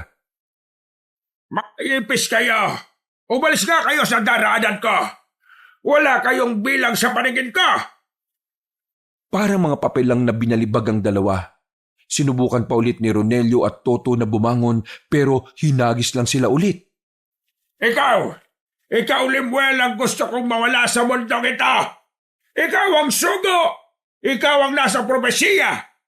Isang malaking tagumpay kung ikaw ang mababaslang ka! Hinawakan nito si Limuel sa kwelyo at itinaas sa ere. Umaagos pa ang dugo ng binata mula sa kanyang dibdib nang muli siyang sikmuraan. Sinasabi ko naman kasi sa iyo, kung hindi mo gagamitin ang motsang yan sa kadiliman, walang silbi yan. Mahina! Walang kwenta! Nagkakamali ka! Anong pinagsasasabi mo, ha? Nakakalimutan mo na yatang may kakayahan ako makapagpaggalaw ng mga bagay-bagay nang dahil sa motsang ito. Nanlalaki ang mga mata ni Apong nang makitang may nakalutang na espada sa kanyang likuran. Nakatutok ang talim nito sa kanya. Huli na nang bitiwan niya si Limuel dahil kusa ng tumarak ang espada. Tumagos ang espada sa kaliwang dibdib na matandang aswang. Paghugot ng espada, umagos din ang dugo mula roon. Sumuko na rin yun ng dugo na kalaunan ay ubo na rin ng ubo. Masyado kang maangin eh. Yan ang napala mo. Hindi pa ako patay, kaya huwag ka munang magdiwang magito. Nagawa pang makatayo ni Apong pero parang tutumba na rin ito. Sa puntong ito ay hindi na sinayang ni Limuel ang pagkakataon. Kinuha niya ulit ang espada at muling hinagod ang katawan ng talim. Pumikit siya ng halos 5 segundo. Pagdilat niya, uminit ang mutya. Nag-init din ang buong katawan ni Limuel. Tila inipon niya ang lahat ng lakas sa espada. Magpaalam ka na sa mundong ito at sa lahat ng mga masasama mong balak na kahit kailan, Hindi na matutupad. Huwag kang masyadong kampante. Nakita na lamang nilang tila nagbabago na naman ang anyo ang matandang lalaki. May kung ano-anong buto ang lumabas sa katawan nito. Pero bago pa tuluyang magbago na naman ang anyo nito, ay lumapit na si Lemuel. Isang malakas na hiwa ang ginawa niya. Nahati ang katawan ni Apong sa gitna. Pero ang akala nila, doon na matatapos ang lahat. Bigla na lamang kasing gumalaw ang itaas na katawan ni Apong. Humawak ito sa paa ni Lemuel. Kaya naman sa liig naman ito tinaga ang matandang aswang. Gumulong na ang ulo patungo sa kinahihigaan ni Toto. Tapos na ang kasamaan mo, Apong. Para yan kay Mariel, kay Lolo, at sa mga kaibigan niya. Pati na rin sa mga taong biniktima nyo. Wala kayong puwang sa mundong ito, mga demonyo! Bumuntong hininga na lamang si Lemuel. Dinukutan niyang muli ang lighter sa bulsa at saka sinilaban ang katawan ni Apong. Maya-maya lang din ay nakabangon na rin ang dalawa. Masakit ang katawan ng mga ito nang lumapit sa kanya. Natalo na natin ang pinuno, pero paano mga alagad niya? Madali na lang ang mga yon. Ang mahalaga sa ngayon, wala na ang pinakamalakas sa kanila. Ronelio, doon ka. Bayaw, dito ka. Ako naman sa dakong to. Nararamdaman kong paparating na ang mga aswang para lusubin ang mga baryo. Nagiwalay silang tatlo. Pero nang makita na nila ang mga aswang, nagtataka sila dahil hindi naman umaatake ang mga yon. Nakatigil lang at parabang alam na nilang wala na ang kanilang pinuno. Ganun pa man, hindi ito pinalampas ni Lemuel. Pinagpapapas lang niya ang mga natitirang aswang. Wala siyang iniwang buhay kahit na isa. At wala pang isang oras, nalagas na niya ang lahat ng mga kampo ng kadiliman. Kinabukasan, binigyan nila ng maayos na libing ang mga kasama nilang nasawi. Pagkatapos, nagsagawa sila ng kaunting pagdiriwang sa kanilang baryo. Nako, kumain lang kayo ng kumain ha. Alam kong sobra kayong napagod sa mga nangyari. Kaya dapat bumawi kayo sa akin. Ang sarap talaga ng luto mo kahit na kailan. Kaya nga po, lalong-lalo na itong mga puto mo, Aling Maring. Lemuel, ayos ka lang ba? Bakit parang hindi ka yata masyadong umiimik dyan? May problema ba? Wala naman po, Lola. Hindi ko lang kasi nakala na magiging ganito ako. Nung unang dating ko rito napakawalang modo ko Ang tanging nasa isip ko lang ay makita si Mariel. Wala akong pakialam sa ibang tao, kahit pa sa sarili kong pamilya. Pero ngayon, sobrang laki na ng pinagbago ko, lalong-lalo ng pananaw ko sa buhay. Tingin mo, matutuwa sa akin ang mga magulang ko kapag bumalik na ako sa Maynila? Walang duda po.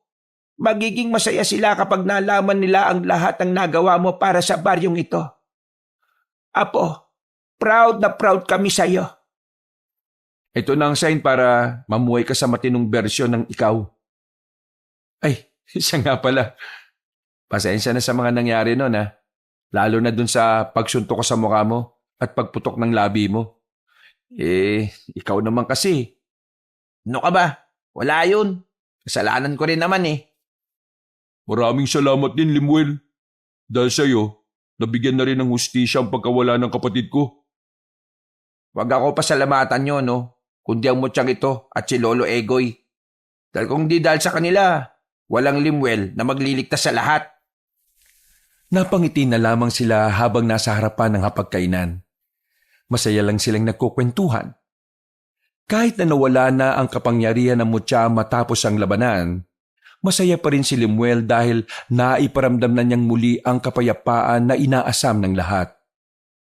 Sa pag-uwi niya sa Maynila, babaunin niya ang isang tagumpay at nasisiguro niyang dahil dito, mas lalo na siyang mamahalin ng kanyang mga magulang. Wakas.